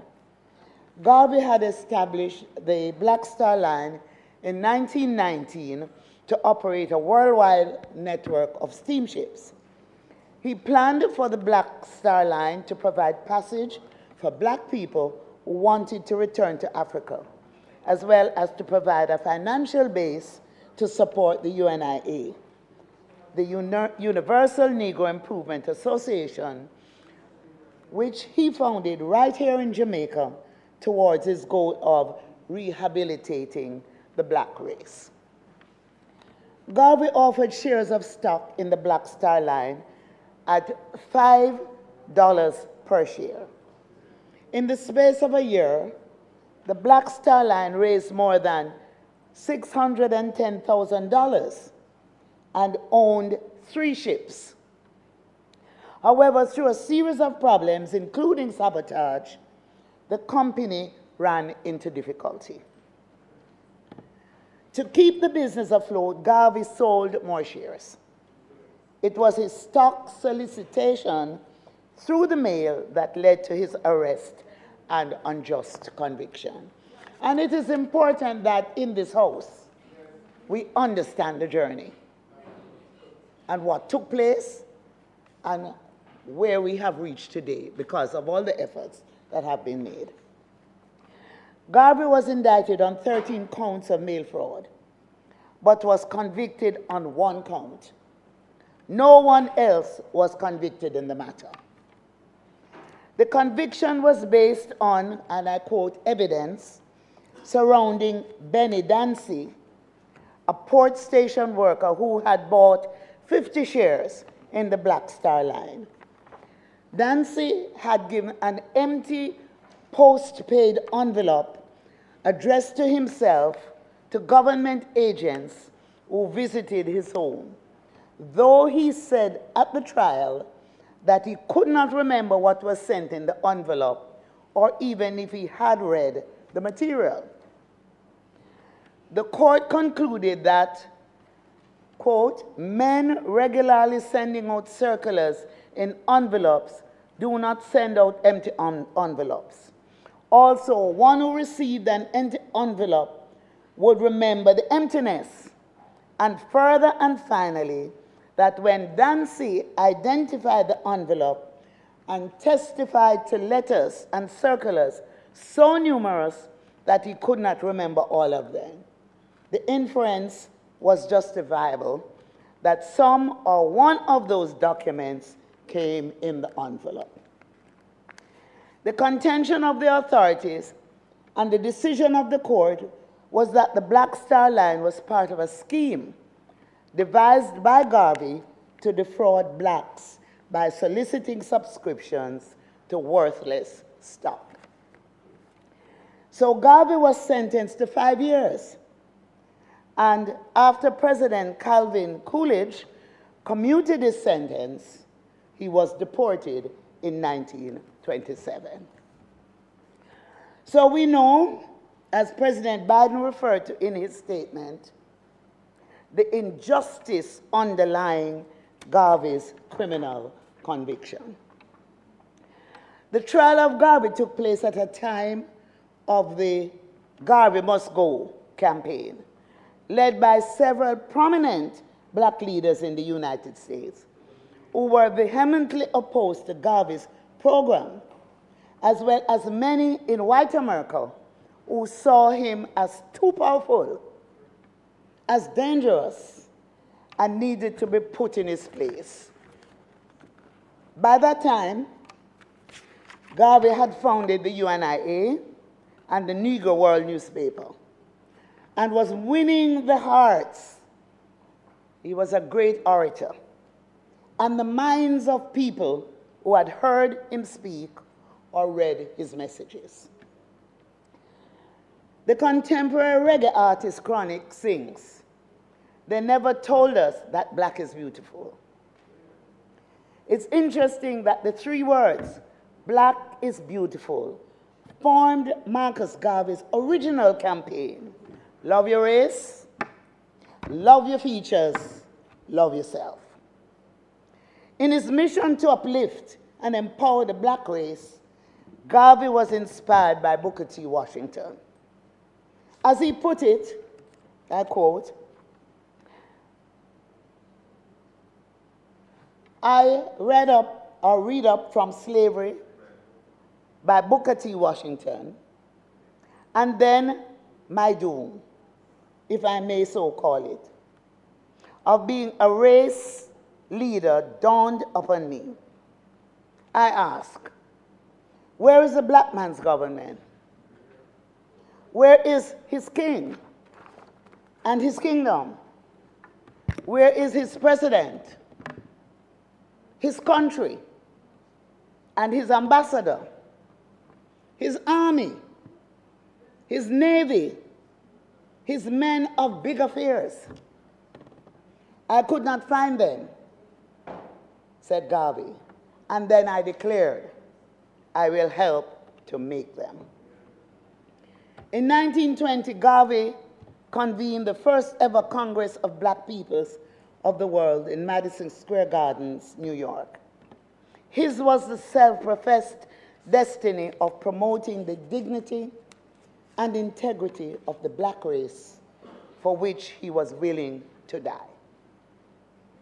Well, first, he was arrested by those who feared his growing influence and overwhelming charisma and personality. In a society determined to restrict the progress of African descendant people, Garvey became a threat to stability and the perpetuation of white supremacy. With the trial and persecution anchored in white privilege and a desire to restrict the progress of black people, Marcus Garvey became the slaughtered lamb, as it was felt that if he was controlled and neutralized, the threat to white supremacy would be destroyed. Yet, our national hero was not deterred by these schemes to destroy him. He became even more vocal in his assertions of black dignity and integrity. It was through Marcus Garvey's unwavering commitment to racial pride and dignity of the black race that Rosa Parks was enabled to hold her seat in the bus, that Malcolm X was able to defend his cause by stating, by any means necessary, that Martin Luther King was able to dream, and Nelson Mandela was able to walk free. Yes, all this and more was made possible by the right excellent Marcus Mosiah Garvey, of whom Martin Luther King declared, and I quote, "He was the first man on a mass scale and level to give millions of black people a sense of dignity and destiny." The trial of Garvey in 1922, at which he represented himself in court without the help of a lawyer, heard that Garvey considered himself to be leader of the colored race of the world and referred to himself at times as the provisional president of Africa, with the purpose of promoting solidarity among the black people of the world. We know that the case against Garvey was marked by acknowledged questionable investigative practices, records of perjury, and official misconduct. We also know that the conviction, imprisonment, and deportation had the intended consequence of discrediting Garvey and to sink the UNIA. But Marcus Garvey celebratedly asserted, "Look for me in the whirlwind or a storm. Look for me all around you, for with God's grace, I shall come back with countless millions of black men and women who have died in America, those who have died in the West Indies, and those who have died in Africa, to aid you in the fight for liberty, freedom, and life." On January 19, on the eve of Martin Luther King Day, the whirlwind has come, and Marcus Garvey's philosophy and dream have been once more ignited in the very heart of America, in the hearts of Jamaicans across the world. All around the world today, everyone is saying the name Marcus Garvey. The government of Jamaica welcomes President Biden's decision to pardon Garvey. It is a right and honorable thing to do and represents a major victory in the struggle to clear Garvey's name.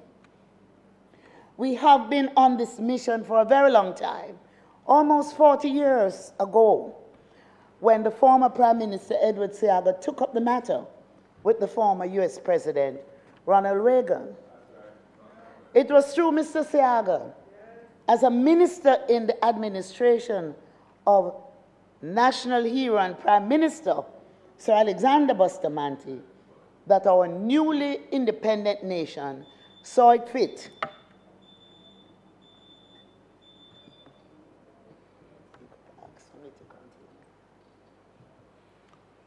The minister's time has expired. House Leader.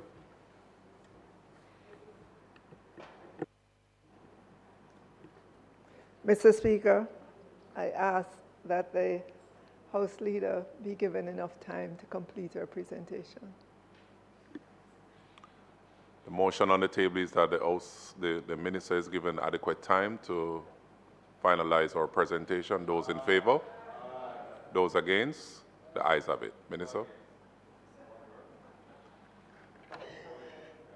Thank you, Mr. Speaker.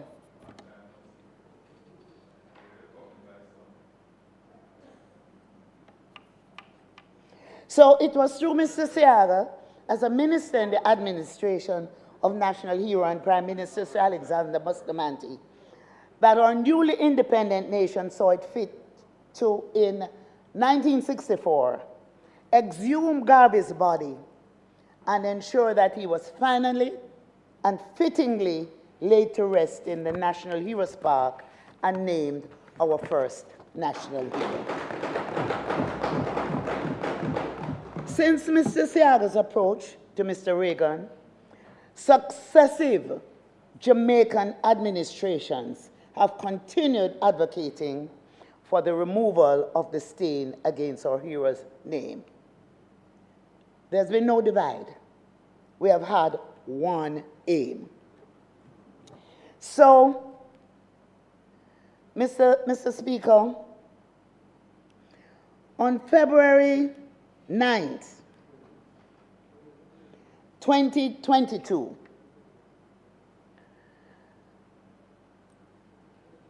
Prime Minister Andrew Holness again made the case for Garvey's exoneration in a letter to President Biden.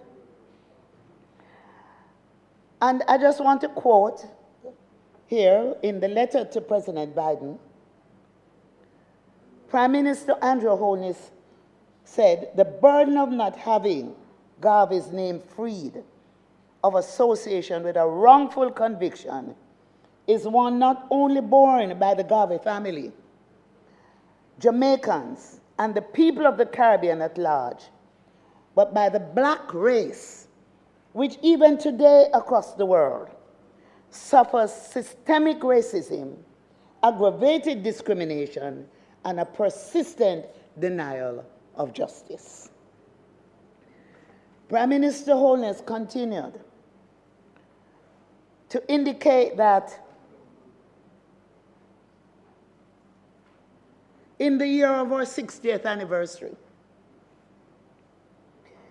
He is appealing to the president to do whatever he can to ensure that the name of Marcus Garvey be fully cleared and that he be exonerated. And he made the point too that in our 60th year of anniversary, we were also celebrating 60 years of diplomatic relations with the United States. Mr. Speaker, the mission to clear Garvey has also benefited from the invaluable contribution of the Garvey family, led by his son, Dr. Julius Garvey. And we should applaud his efforts here. The Universal Negro Improvement Association, members of the Jamaican diaspora, the Congressional Black Caucus, and many people in America and across the world who believe, like we do, that this injustice must be set right. So today we celebrate a victory, but the mission continues. And we dare not give up now. This historic pardon is a most significant step in a process which must continue until the national hero is exonerated. His name must be cleared completely. So we now look to the U.S. Congress to take action to expunge the criminal record from the hero's name. Similar to the action that was taken in this House, this Parliament, where we unanimously voted to clear the criminal records of Jamaican national heroes and other freedom fighters who were convicted in colonial times for their actions that have enabled our emancipation and our independence.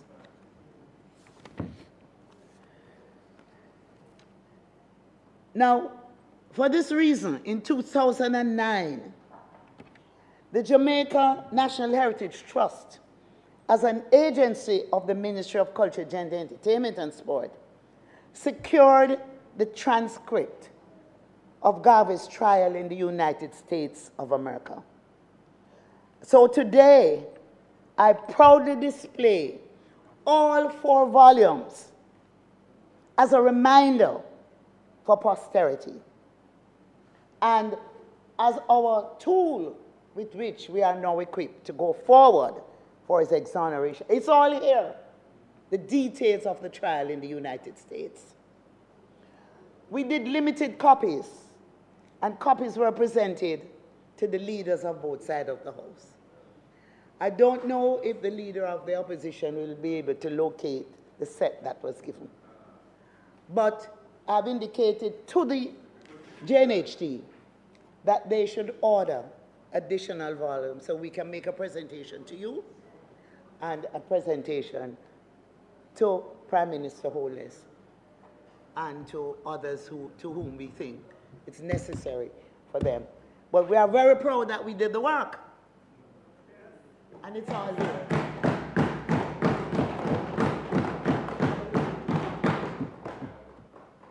So we continue to honor Garvey's legacy through many initiatives. And there's a long list of things that I could go through. But I won't do that at this time. I will do that in a detailed chronicle of the work that we have done. And all Jamaicans can take credit. Both sides of the divide can take credit that we are united in one cause: to have the name of Marcus Garvey cleared in the United States of America. And it is not only people of the black race that are on this mission. You know, I co-founded a black publication in Toronto, And one of our little gems that we would put in the paper is that black is a color, but it's more so a state of mind. So we're on this journey together. And so the pardon removes a stain against one of the greatest Jamaicans, a Jamaican national hero and a hero for humanity. We welcome it wholeheartedly, but this is not the end. We know that there is still one last critical step to get to our final destination, and that's the exoneration of Marcus Garvey in America. So we will continue to work with the Garvey family, led by Dr. Julius Garvey, and all the other stakeholders, the Congressional Black Caucus, the UNIA,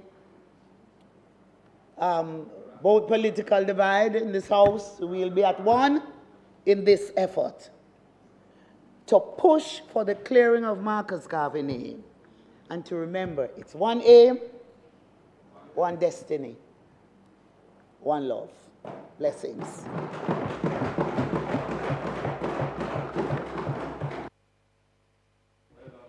Member from Southwestern St. Andrew. Thank you, Mr. Speaker. Let me thank the Minister for the statement that she has laid on the table, and to recognize, as she did, that the work that has been done and led in Jamaica, along with others across the world and in the U.S., is one of the very few things, I believe, that this Parliament can speak about bipartisanship.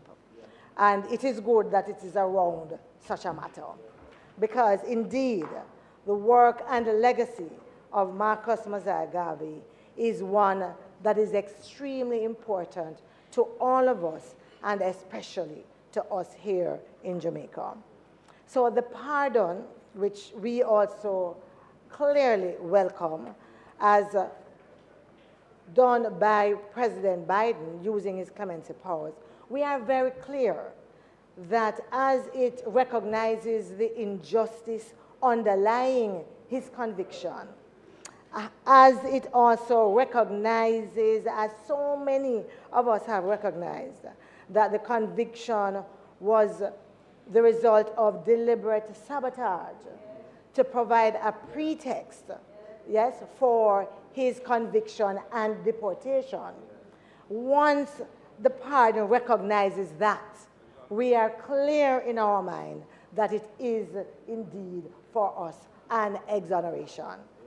It is because we don't have to await any other action from anyone, because in any case, we were very clear in our mind that we would not have allowed anything else to sully his legacy, and we were not going to accept that conviction based on that deliberate sabotage.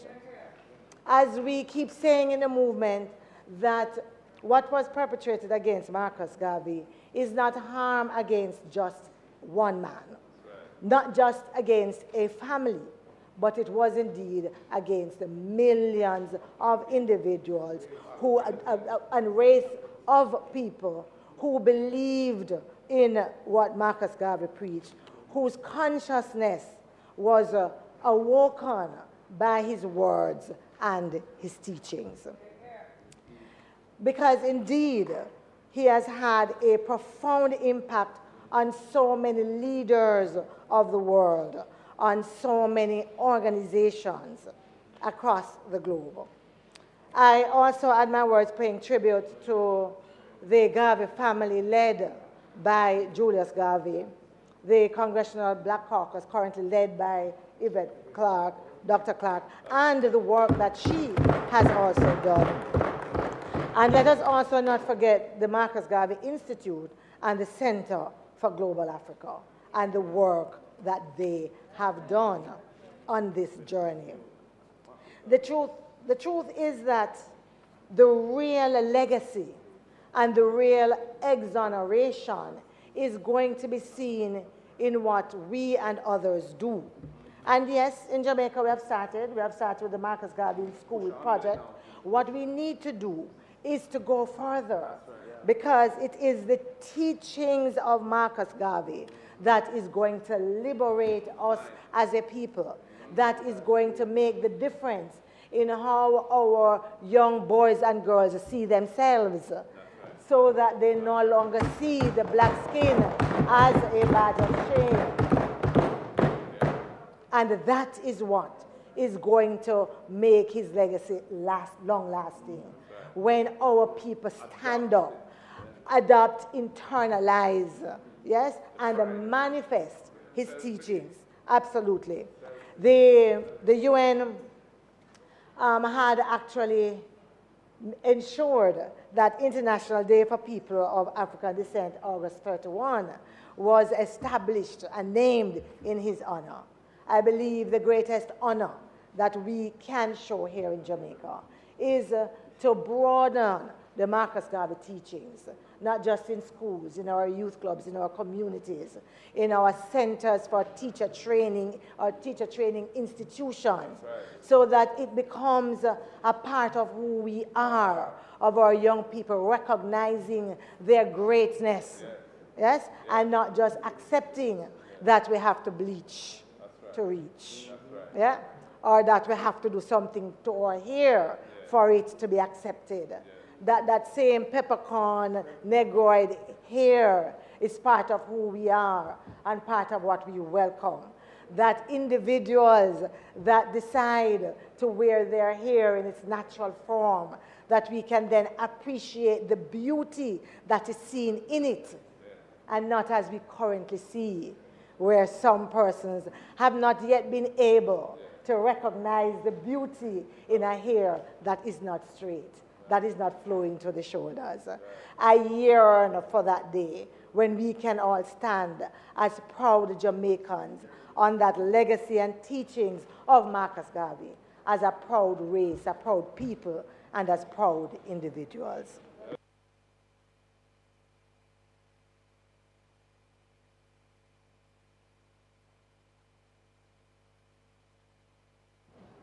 Member from St. Andrew Western. Mr. Speaker, thank you for allowing me to make a brief statement on this very auspicious occasion. Because, Mr. Speaker, this has been a long time coming. And in fact, some of us thought we'd never see the day. Some of us were of the view that it was necessary that we kept at it and we kept pushing for it, but never really believing that it would happen anytime soon, if at all. But it has happened. And because it has happened, we're here today celebrating the act of pardon by President Biden. And we thank him for that. He has been the one president who, after Coolidge had commuted his sentence, was courageous enough and willing to take on that mantle, and he has done the act. But as the minister, in her statement, quite correctly, and so many other Jamaicans quite correctly recognized, because I saw a number of messages. People were saying to me, no, have the family reject it, and I had to say to them, no, this is a stage. This is a step. It's a mission. And we should accept where we are in that mission. Some of us would stop to celebrate, some of us would breathe, some of us would exhale, but that the mission must continue. And so I'm very pleased, and Minister, I'm looking forward to it, because I do believe that the next step for this House is a resolution, joint resolution in this House, that on this issue we are not divided, On this issue, we are not divided, and that we should go forward in unity and in unison to recognize that having reached this milestone, we will breathe and we will go forward in the next phase of the mission, which is the total exoneration of Marcus Garvey. I say one thing, Minister, I'm very pleased.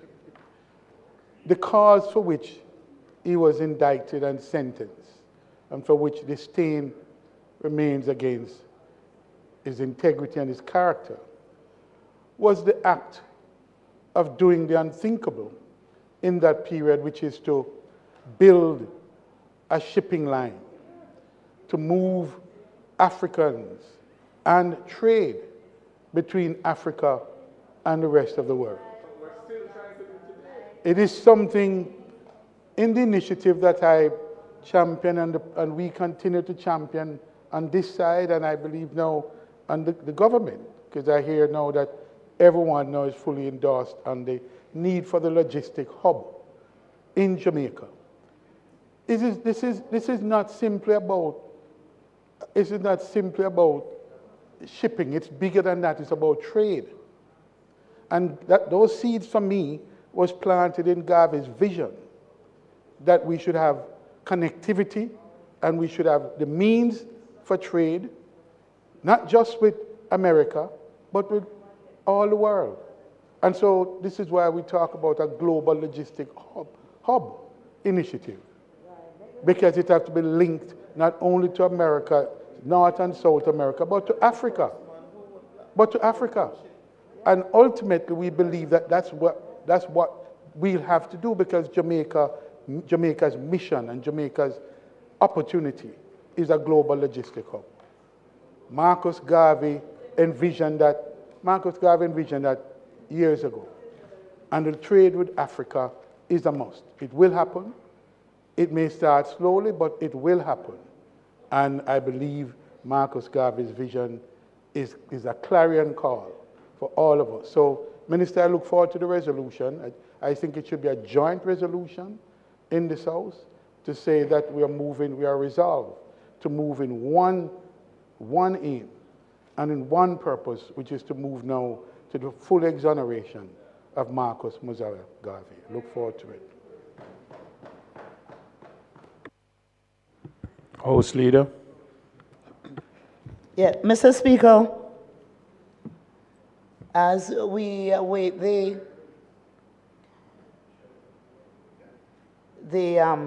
PAAC report coming to us, I want to use the opportunity to indicate how we continue to honor the legacy of Marcus Garvey.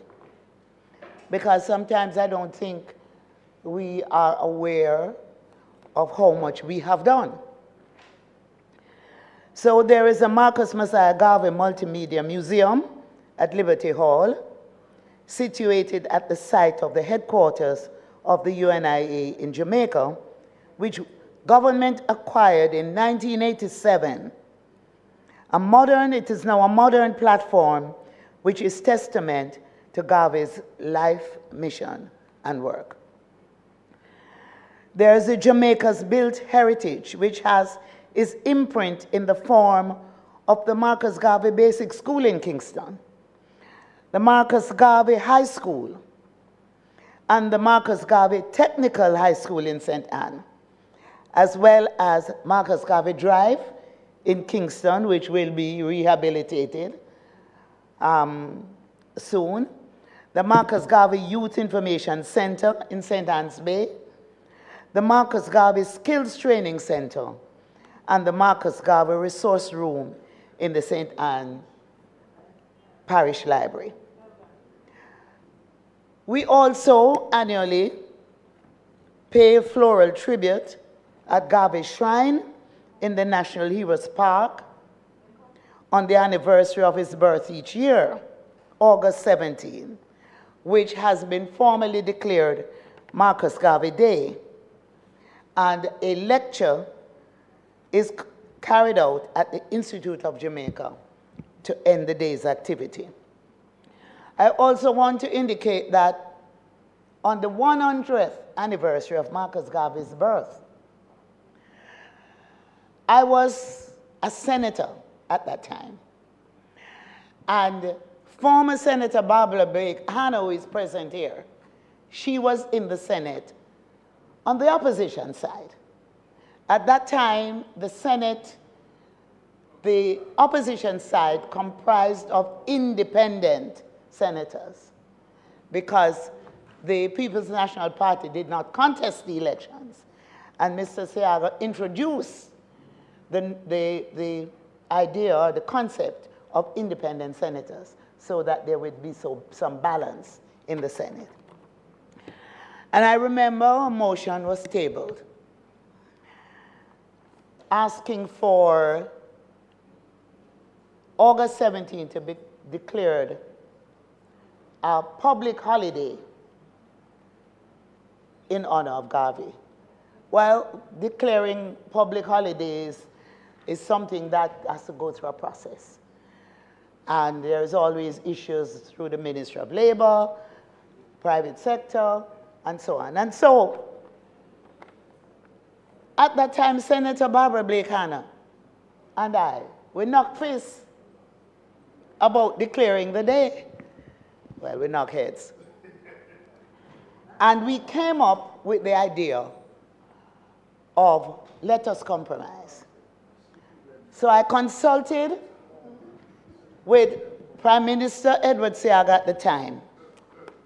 And he came up with this novel idea of declaring a holiday in the parish of St. Anne, the parish of Garvey's birth. And it worked very well. We had major celebrations in St. Anne. And it was a day when the citizens of St. Anne did not have to go to work, did not have to do the normal things of a work day, but to celebrate Marcus Garvey. So we now also have this staging of the Marcus Garvey Awards annually in partnership with the UNIA to mark the day, as well as the Marcus Garvey Awards for the arts through the Jamaica Cultural Development Commission. In August 2018, my ministry acquired the Marcus Garvey Boyhood Home, that property. And it has been a bit controversial in that there were 3 sisters on the property who are distant relatives of Garvey. Eventually, 2 of the sisters signed an agreement to relocate. So they were both given 2 beautiful homes on the civil property, built through the social housing program. They were given their portion of the value of the property, which was through the National Land Agency and the Jamaica National Heritage Trust. The balance, which is the 3rd sister, those funds are being held, and we are still awaiting for the 3rd sister to sign the agreement to accept the social housing unit so that she can be relocated. I don't know, we don't want to evict her because we don't want it to look like we are uncaring. But we get to a point where if we have to do that, we will gently remove her. But I understand that recently she had a discussion with the mayor of St. Anne's Bay. And she has agreed that she will sign and agree to accepting the social housing unit and to be now relocated on the civil lands. Now, the teaching of the philosophies of Garvey was introduced at the early childhood level in the Jamaican school curriculum in July 2022. Civics is now a part of the curriculum of the Ministry of Education at all levels. And so now Garvey is being taught at all levels in all the schools across Jamaica. So in keeping with Garvey's emphasis on education, there is the Marcus Garvey Scholarship, which is offered by the Jamaican government to the top boy from a primary, all age, or primary and junior high school in the primary exit profile in PEP. And at the adult level, the Marcus Garvey Public Sector Graduate Scholarship introduced on August 17 in 2021. Also in 2021, we had a week-long online symposium hosted jointly with the people of Namibia and the government of Jamaica to mark Garvey's 134th anniversary. Mr. Speaker and colleagues, in 2024, in partnership with the UNIA, we screened the movie Messiah on National Heroes Day, designed to build local and global recognition of Garvey's incomparable contribution. The UNIA's most recent screening of the film in Jamaica on Saturday, January 18, 2025, preceded the news of Garvey's pardon on January 19, 2025. So, Mr. Speaker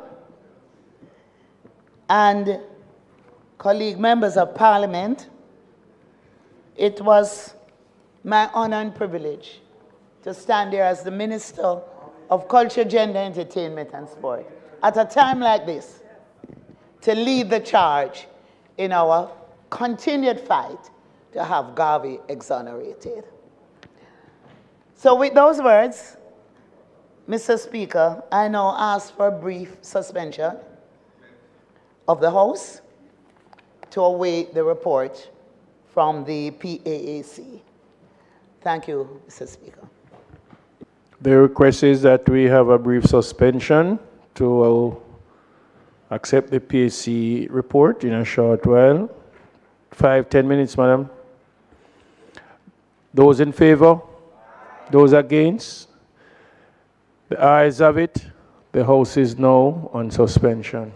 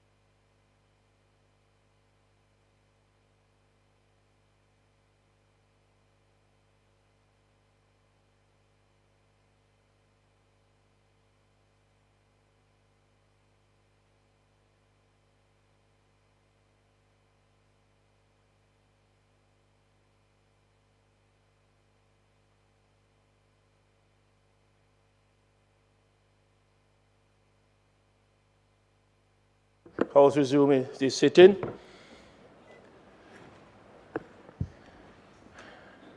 House Leader.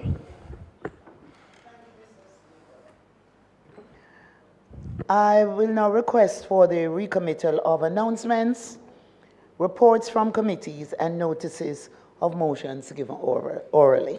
Thank you, Mr. Speaker.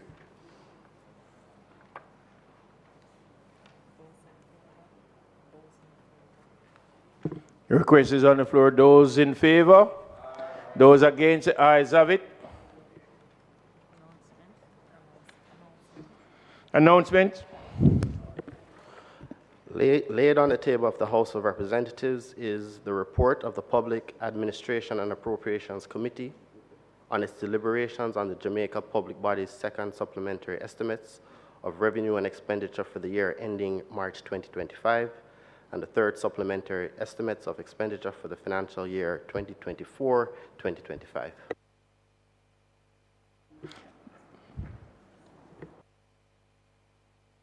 Reports from committee.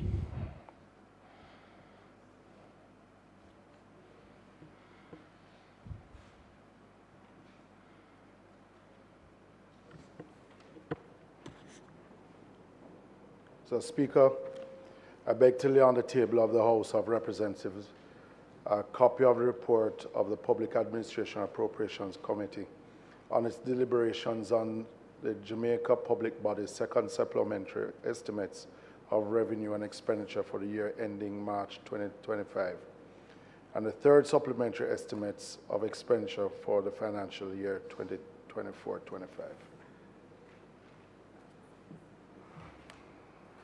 Notices of motion given orally. So, Speaker, I beg to give notice that at the next meeting of the House, I will move the following motion. Be it resolved that the report of the Public Administration and Appropriations Committee on its deliberations on the Jamaica Public Body's second supplementary estimates of revenue and expenditure for the year ending March 2025 and the third supplementary estimates of expenditure for the financial year 24-25, which were laid on the table of the House on the 21st day of January 2025, be adopted.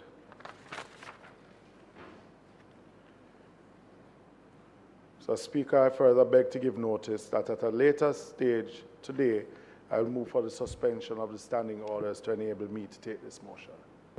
Public business.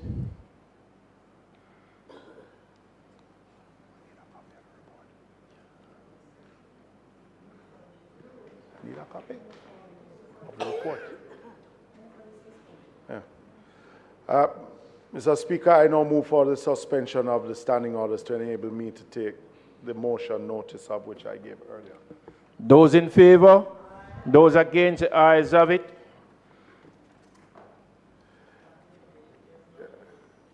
Chairman. Yeah. Mr. Speaker, again, I would like to thank the members of the committee, even though few, to meet in the conference room to get this report together. So, Speaker, Central Government's third supplementary estimate reflects total expenditure programmed at 1.386 billion, slightly reduced from the 1.386 trillion, slightly reduced from the 1.392 trillion approved in the second supplementary estimates 2024-25. The main adjustments were non-debt expenditures of 886.3 billion, consisting compensation of employees, recurrent programs, and capital expenditures. B, public debt service of 499.7 billion is down by 1.4 billion, reflecting interest payments and amortization. The FS further explained that the main adjustments to the non-debt expenditures are increased allocation to the Ministry of Education, increased provisions to the Ministry of Health and Wellness of 1.7 billion, additional allocation to the Ministry of Local Government and Community Development of 3.4 billion, and increased allocation to the Ministry of Economic Growth and Job Creation of 2 billion. The slower than program execution of several projects, several public investment projects has resulted in underspending of 19 billion at the end of the third quarter of the fiscal year. This includes 11.2 billion under the Ministry of Finance and Public Service contingency for public investment projects.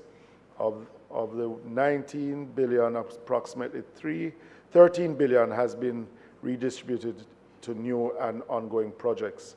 Projects to which resources have been reallocated: Montego Bay Perimeter Road, 7 billion, Spark, 2.2 billion, acquisition of 100 JUTC buses, 893 million, Portmore Resilience Park, 425 million, and dualization of Hillshire Brayton Roads, 206 million. Public debt expenditure is estimated to decrease by 1.4 billion. This is comprised of a reduction of 1 billion on interest payments and a reduction of 320 on amortization payments. The public body's second supplementary estimates indicated an overall balance surplus of 33 billion. This outlook takes into consideration the performance of groups of SFPBs to the end of November 2024. So, Speaker, a number of public bodies, however, are performing below program levels and have requested support from central government. Allocations to support the following public bodies are indicated as central government supplementary estimates. These are the Transport Authority, 570 million, Universal Service Fund, 500 million, National Water Commission, 250 million, Jamaica Racing Commission, 165 million, and Jamaica Agriculture Commodities Regulator Authority, 50 million, and Jamaica Railway Corporation, 40 million. Members queried a number of specific provisions, but recommended that the Jamaica Public Body's second supplement estimates of revenues and expenditures for the year ending March 2025, and the third supplementary estimates of expenditure for the financial year 24-25 be adopted. Thank you, Mr. Speaker. That's the end of the report.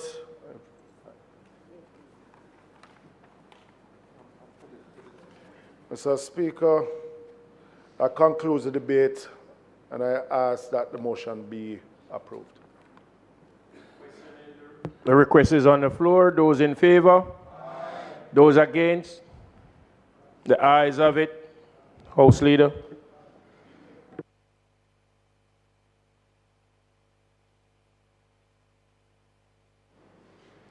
Thank you, Mr. Speaker. I now ask for the recommittal of notices of motions given orally. Notices of motion given orally.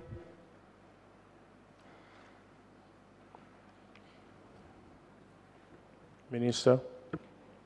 Thank you, Mr. Speaker. Mr. Speaker, I beg to give notice that at the next meeting of the House, I will move, be it resolved that the Jamaica Public Body's second supplementary estimates of revenue and expenditure for the year ending March 2025 and the third supplementary estimates of expenditure for the financial year 2024-2025, which were laid on the table of the House on the 21st day of January 2025, be referred to the Standing Finance Committee of the whole House of Representatives, consisting of all the members of the House, for consideration and report.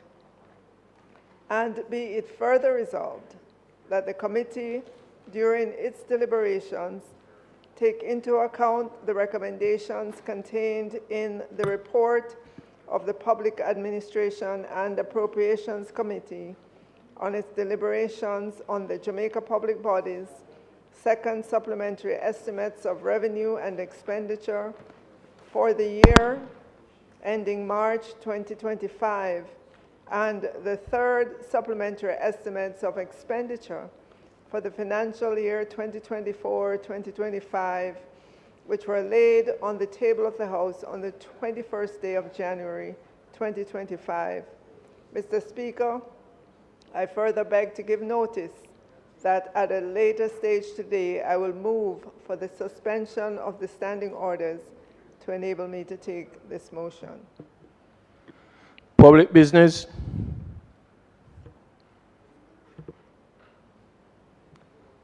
Mr. Speaker, I now move for the suspension of the standing orders to enable me to take the motion, notice of which I gave earlier. Those in favor? Those against? The ayes have it. Minister. Mr. Speaker, I ask that the motion be approved.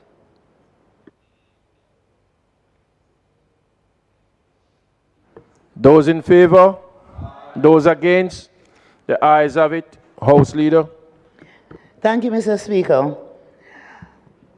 I ask that the meeting of the House be suspended for the Standing Finance Committee to meet to consider the Jamaica Public Bodies' second supplementary estimates of revenue and expenditure for the year ending March 2025, and the third supplementary estimates of expenditure for the financial year 2024-2025. Those in favor? Those against? The ayes have it. The meeting of the House.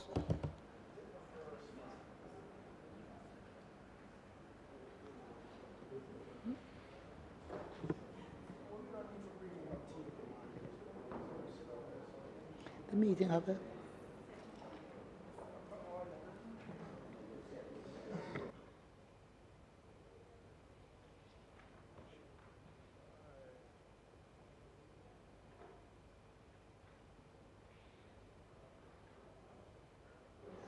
I'm waiting on the gavel. Mr. Speaker,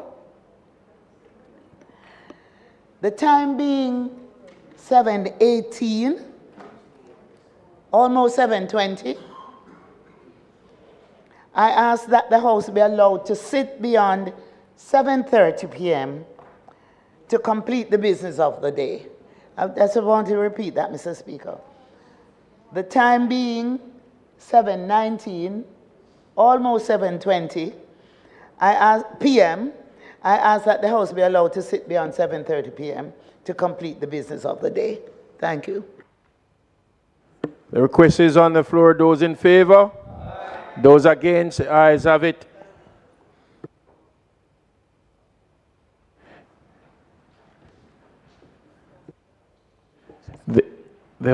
The meeting of the House is suspended for the Standing Finance Committee to meet.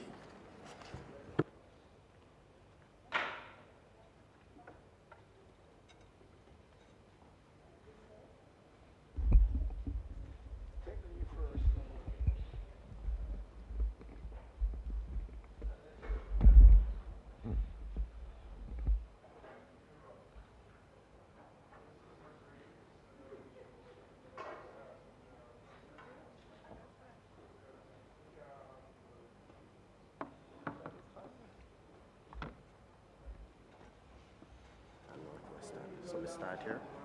You're the chairman. Use this one. I think it's you. You pick a member already? No, I didn't pick the member. The Standing Finance Committee of the House of Representatives, consisting of all members of the House, is now convened. We will ask a member from St. Anne, Northwestern, to bring us closer to the Almighty by word of prayer.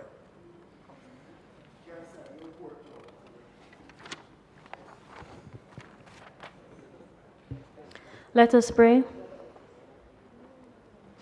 Almighty God, we thank you for this another day that you have made. Father, we ask that as we go into our Standing Finance Committee meeting, mighty God, you will provide us with the wisdom, the knowledge, the understanding, Father God, as we go about our nation's business. Father, we ask for your divine coverage over each and every one of us as we go home. Remember our family members. Remember the people of our nation. Father, we ask that, Lord Jesus, this meeting will be speedy but fruitful and productive. In Jesus' mighty name, amen. Thank you. Members, you would have remembered that on the 21st day of January 2025, the House of Representatives, by resolution, referred the Jamaica Public Bodies' second supplementary estimate of revenue and expenditure for the year ending March 2025 and the third supplementary estimate of the expenditure for the financial year 2024-25 to the Public Administration and Appropriations Committee of the House of Representatives for consideration and report.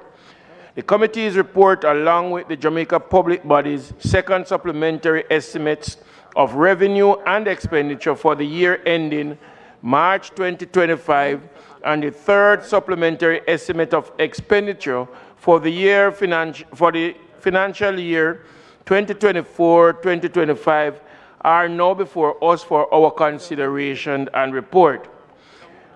This committee is now ready to start its deliberation, and I ask the leader of the House to inform us how we will proceed.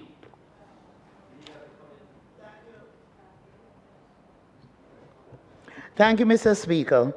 Now, usually, opening remarks are made by the Minister of Finance, and so I would ask the Minister of Finance to proceed with her opening remarks and thank you so much. Comments. Let me begin by saying thank you to the team from the Ministry of Finance and the Public Service for all the effort that goes into producing the supplementary reports.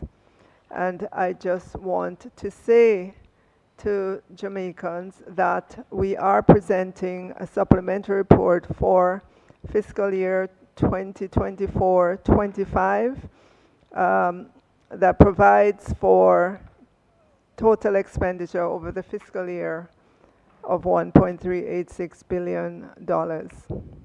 And we are trillion, $1.386 trillion.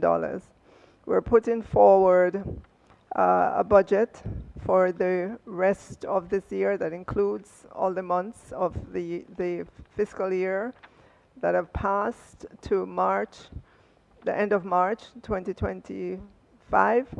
We're putting forward a budget that reflects a lot of thought, and it reflects a government that is careful about spending for the country and is careful about ensuring that the finances of the country go to the right place.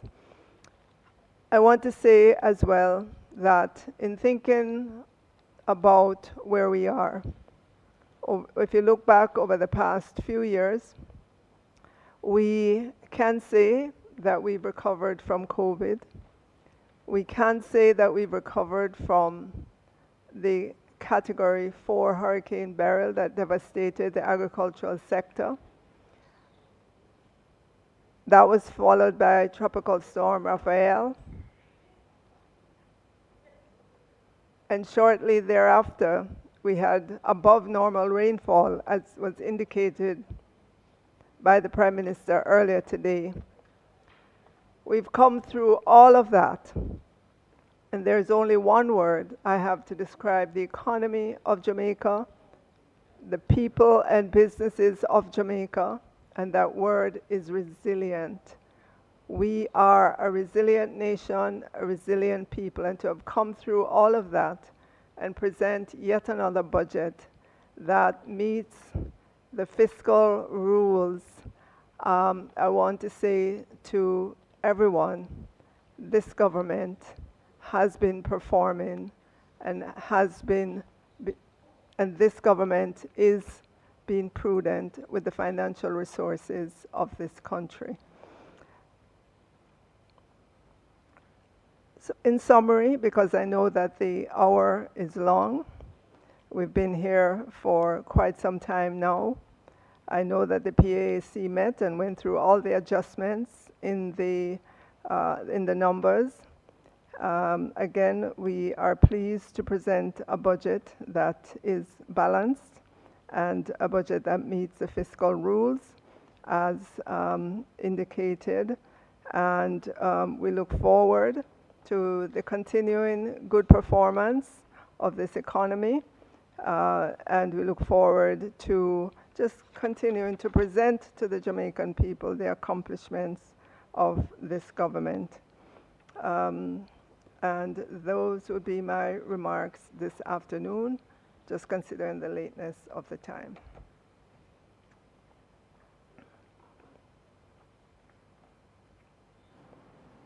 Chairman, I'm just going to indicate how I plan to proceed. And I'll forego any remarks. I think there'll be other opportunities for me to comment on the economy.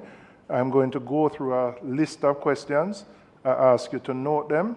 They cover the entire thing, not a specific ministry, and I'm doing that in the interest of time. All right, and then you can determine who answers. The first relates to the 6.6 billion to the Ministry of Education for outstanding statutory arrears. Can you indicate how far back this goes? How many years are covered by these outstanding arrears? And is this a result of schools who would have deducted the money but not paid it over?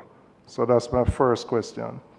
In relation to the increased provision to the Ministry of Health, the 1.7 billion, does that represent the conclusion of the public sector compensation review and negotiations with those medical consultants around their compensation package?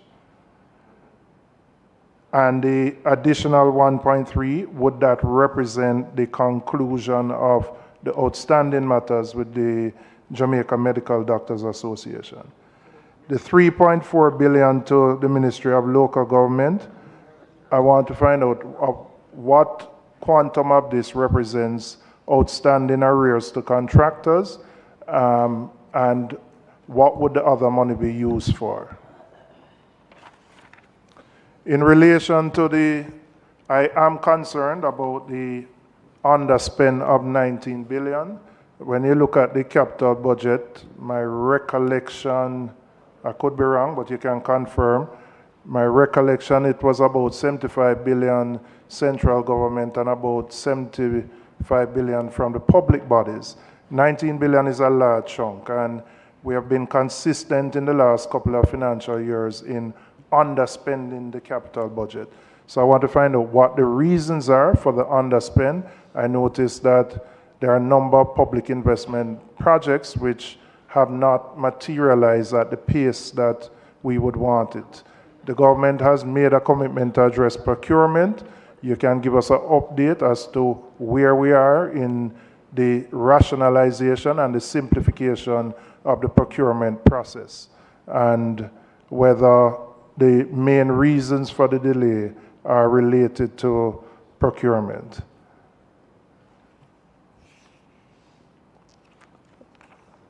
And then my final question, again, because I don't want to hold up people. The Universal Service Fund is something I flagged probably 5 years ago. I think we know that this is funded by a tax on incoming calls. With the advent of WhatsApp and everything, it's the revenue inflows to the USF have continued to decline. What is the plan, therefore, for the sustainability of the USF? Will it just become another agency under a ministry which will be fully funded by the government, or does the government have other plans to deal with the funding of it? So those are my questions. As I said, given that we are at 7:30, I don't want to delay the public servants who are here any longer. Okay, starting with your first question about the 19 billion.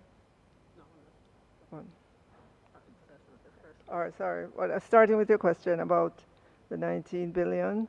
If you will note, 11.2 billion of that is from the Ministry of Finance and the Public Service. It's from the contingency. Pardon me?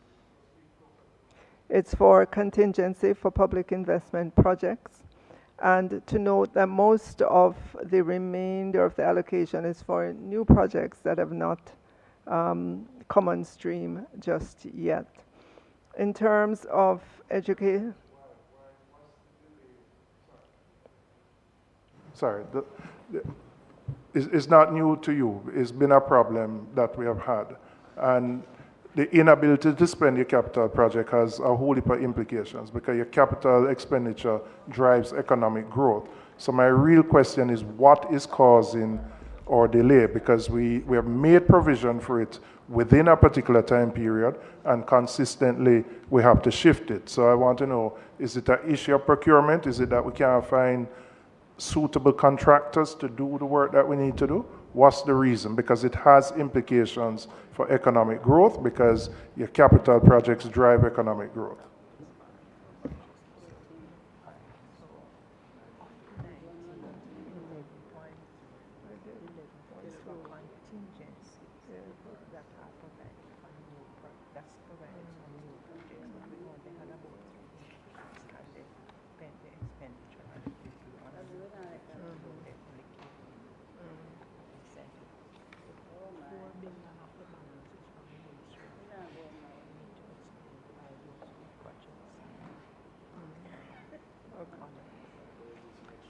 All right, again, member, 11.2 billion of the 19 came from the Ministry of Finance and the Public Service out of the contingency for new projects. And those new projects are getting off slowly. Additionally, the Spark program only started in December, and the Spark program is 2.2. So there was a delay there in getting that off the ground. With regards to education and the question about the arrears, so education was given an allocation that includes 6.6 billion for the payment of statutory arrears. Those date back to I think 2000, about 2012, 2013, way back. Some of it may be as a result of schools, but I know some of it is as a result of the central ministry as well, not just the schools. Would that have affected how many teachers, this would primarily be for teachers, do you have an idea of how many teachers would have been affected, and would these teachers have gotten into retirement and it affected any of the benefits that would accrue to them, whether access to NIS benefits, whether people want to get an NHT home? Can you speak to that? No, it would not have impacted any of those teachers. How come? It just would not have impacted them. If it wasn't paid over? It would not have impacted them. Even though it wasn't paid over? Because you're trying to, I understand you're catching up for a number of years. Well, in each year's budget, there would be payments made to there would be, sorry, entities. Repeat? In each year's budget, payments would be made to some of those entities. I know, but if this represents going back to 2012, as you said, that's 6.6 billion over a 12-year period. So this is, you would have people who would not have been able to access benefits because it would have been withdrawn from their salary but not paid over to the relevant bodies, whether it's NIS, NHT, taxes, etc. So my question is, I don't understand how you could say it wouldn't affect them because there would be no record at any of the entities that their deductions are paid over. Okay. All right. Just some additional information, member. What's here speaks only to PAYE and education tax. Just PAYE. So my question then would be, are there other deductions outside of PAYE and NIS that are outstanding that are yet to be paid over?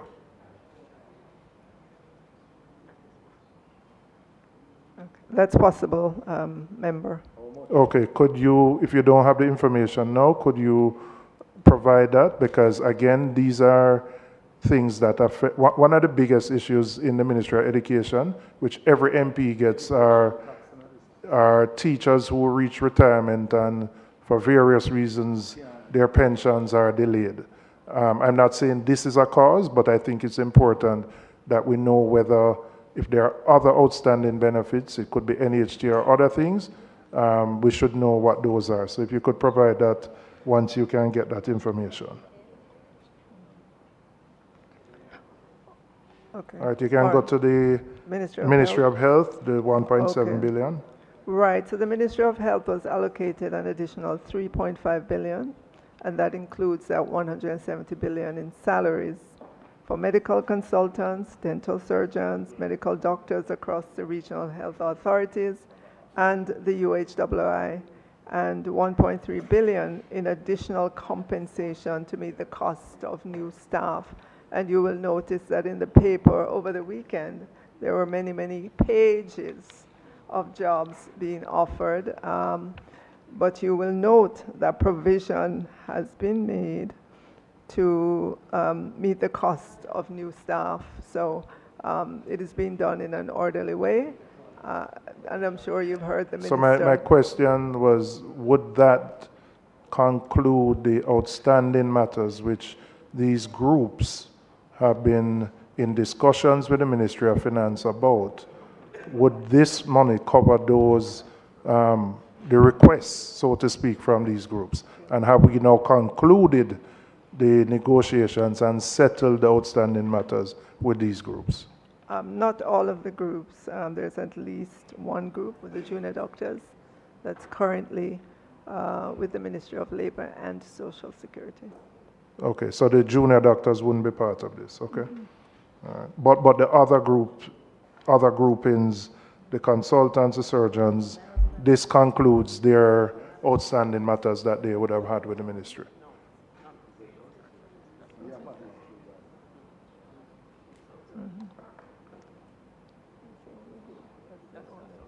That's the only group member that's outstanding.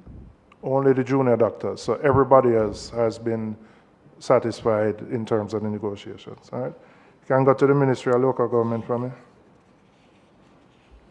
The question I was asking of the 3.4 billion, what quantum of that relates to outstanding sums to suppliers, and what would the balance of the monies be used for?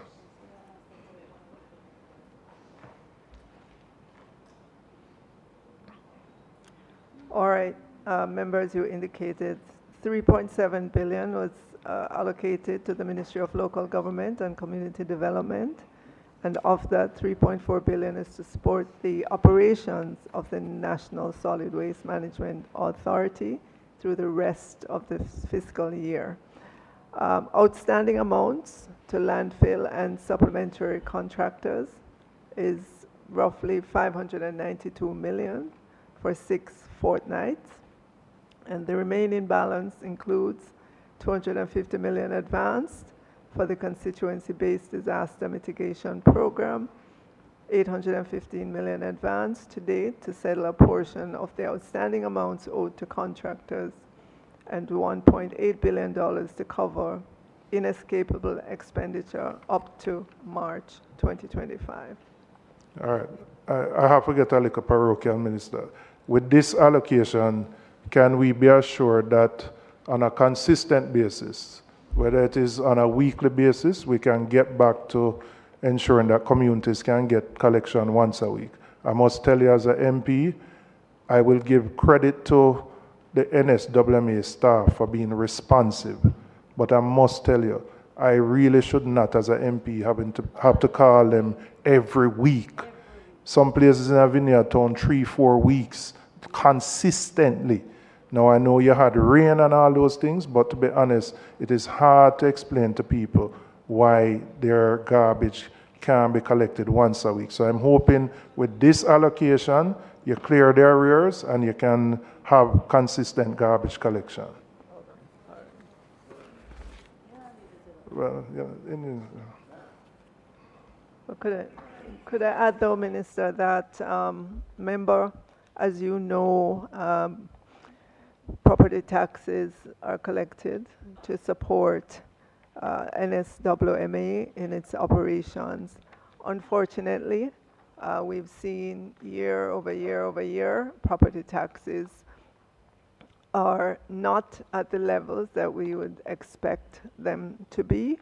And so this is a reminder to Jamaicans that we do need, all of us, to commit to paying on time amounts that are due for property taxes, because those go towards the operations of the National Solid Waste Management Authority. Otherwise, where there are shortfalls, they have to be picked up by the central ministry. Could you indicate, since you have raised that issue, what is the percentage collection at a national level of property taxes? In the interest of time, I'm not going to go through by parish, but if you can just give us are we 20–30% of what is due? What are we collecting in property taxes? And what are the efforts being made by TAJ to be more aggressive in getting more property taxes collected? Okay, I don't have the actual number with me, member, but I know that TAJ, just recently when I spoke to them, they were able to tell me of their community efforts going into communities, meeting with households, you know, inquiring of them, getting a commitment of payment, and they've seen some positive results from that. But as you can imagine, that's a very labor-intensive kind of activity. So they have resorted to putting out more communication and probably doing more town hall type meetings in order to continue to sensitize persons to the need for them to pay their property taxes on time when it's due, because of the important work that the National Solid Waste Management Authority does. And my final question related to the USF, what is the government's plan in terms of the funding, the sustainability of the funding of the USF, given the changes in technology and the fact that the taxes that normally come in are drying up? All right, member, Ministry of Science, Energy, Technology and Transportation is not here today, but I acknowledge what you said. The revenue source to USF has dwindled over the years because, as you know, the revenue source is voice calls, and there's been significant change in the technology. Most of us use WhatsApp and use other ways of communicating. So the revenue source to USF has dwindled over the years. This year, we saw where their need for budget support had to be met by the central government. In terms of the future of USF, that is a question for the ministry, for the minister, and I'm sure at the right time he would be able to speak to that.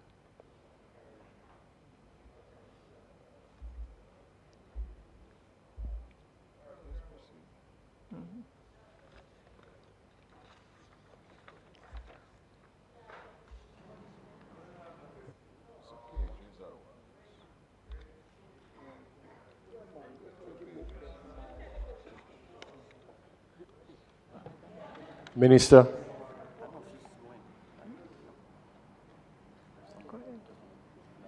Yeah, means. What else? He needs to take the book. He needs to put the book for them to. Yeah, you need to put the book. You can just put the book. Hmm? No, I need, okay. Sorry.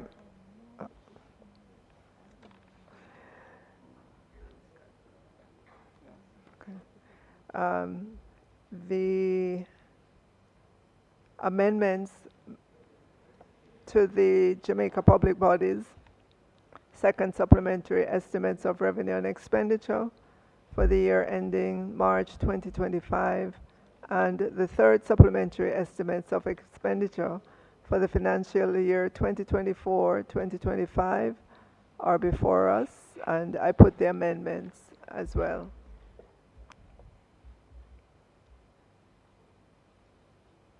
Those in favor? Aye. Those against? Ayes have it. I put the supplementary estimate of revenue and expenditure for the year ending March 2025 and the third supplementary estimate of the expenditure for the financial year 2024-2025 as amended. Those in favor? Aye. Those against? Ayes have it.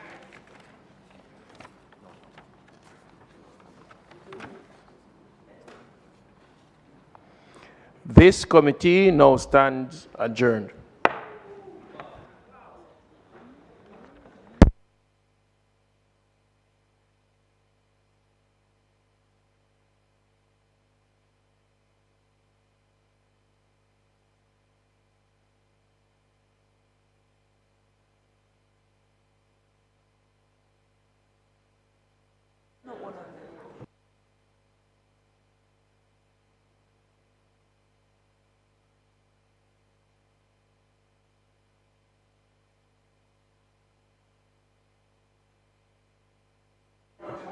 Ask the member. Ask the minister to stop. Minister? Minister? Madam Minister?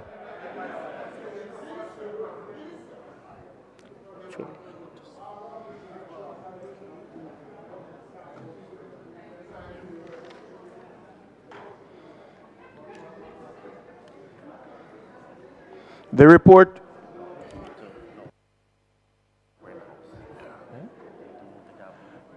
Members.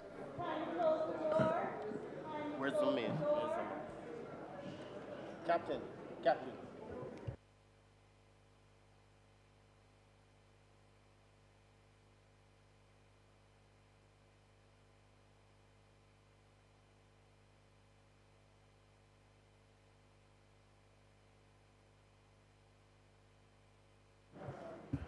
The report of the Standing Finance Committee of the whole House of Representatives, consisting of all members of the House on the Jamaica Public Bodies, second supplementary estimates of revenue and expenditure for the year ending March 2025, and the third supplementary estimates of the expenditure for the financial year 2024-2025 is before me.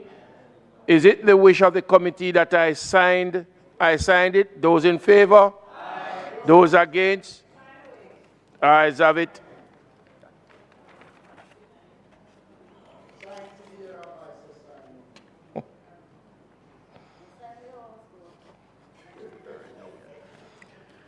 This committee now stands adjourned.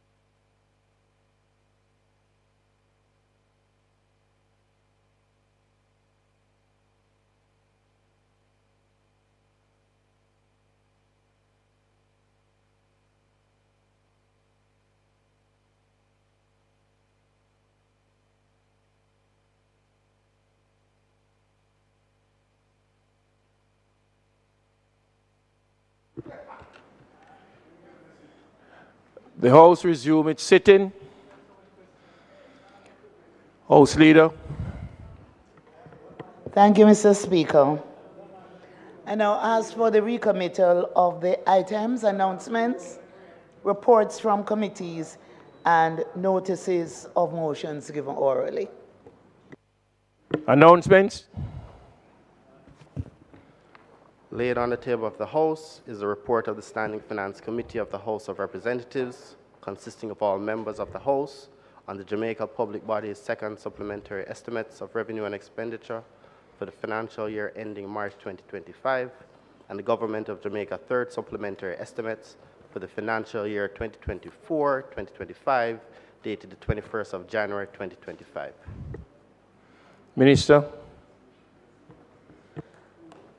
Mr. Speaker, I beg to lay on the table of the House a copy of the report of the Standing Finance Committee of the whole House of Representatives, consisting of all members of the House, on the Jamaica Public Body's second supplementary estimates of revenue and expenditure for the year ending March 2025, and the third supplementary estimates of expenditure for the financial year 2024-2025.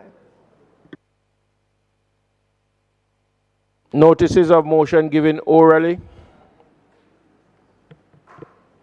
Mr. Speaker, I beg to give notice that at the next meeting of the House, I will move, be it resolved, that the report of the Standing Finance Committee of the whole House of Representatives, consisting of all members of the House, on the Jamaica Public Body's second supplementary estimates of revenue and expenditure for the year ending March 2025, and the third supplementary estimates of expenditure for the financial year 2024-2025, which were laid on the table of the House on the 21st day of January 2025, be adopted. Mr. Speaker, I further beg to give notice that at a later stage today, I will move for the suspension of the standing orders to enable me to take this motion. Public business.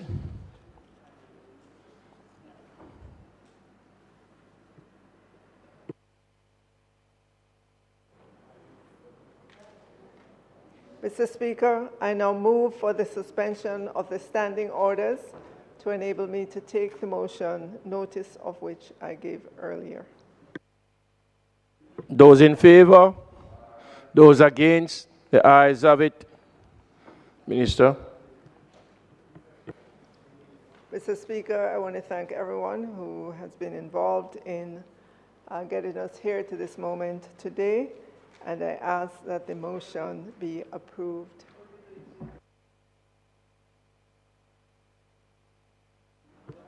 Those in favor?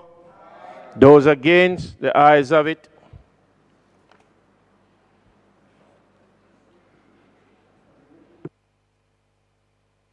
House Leader.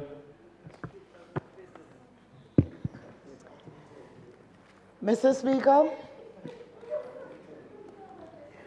it is not contemplated. It is not contemplated. House Leader, just housekeeping. On the motion of adjournment, by way of a letter dated December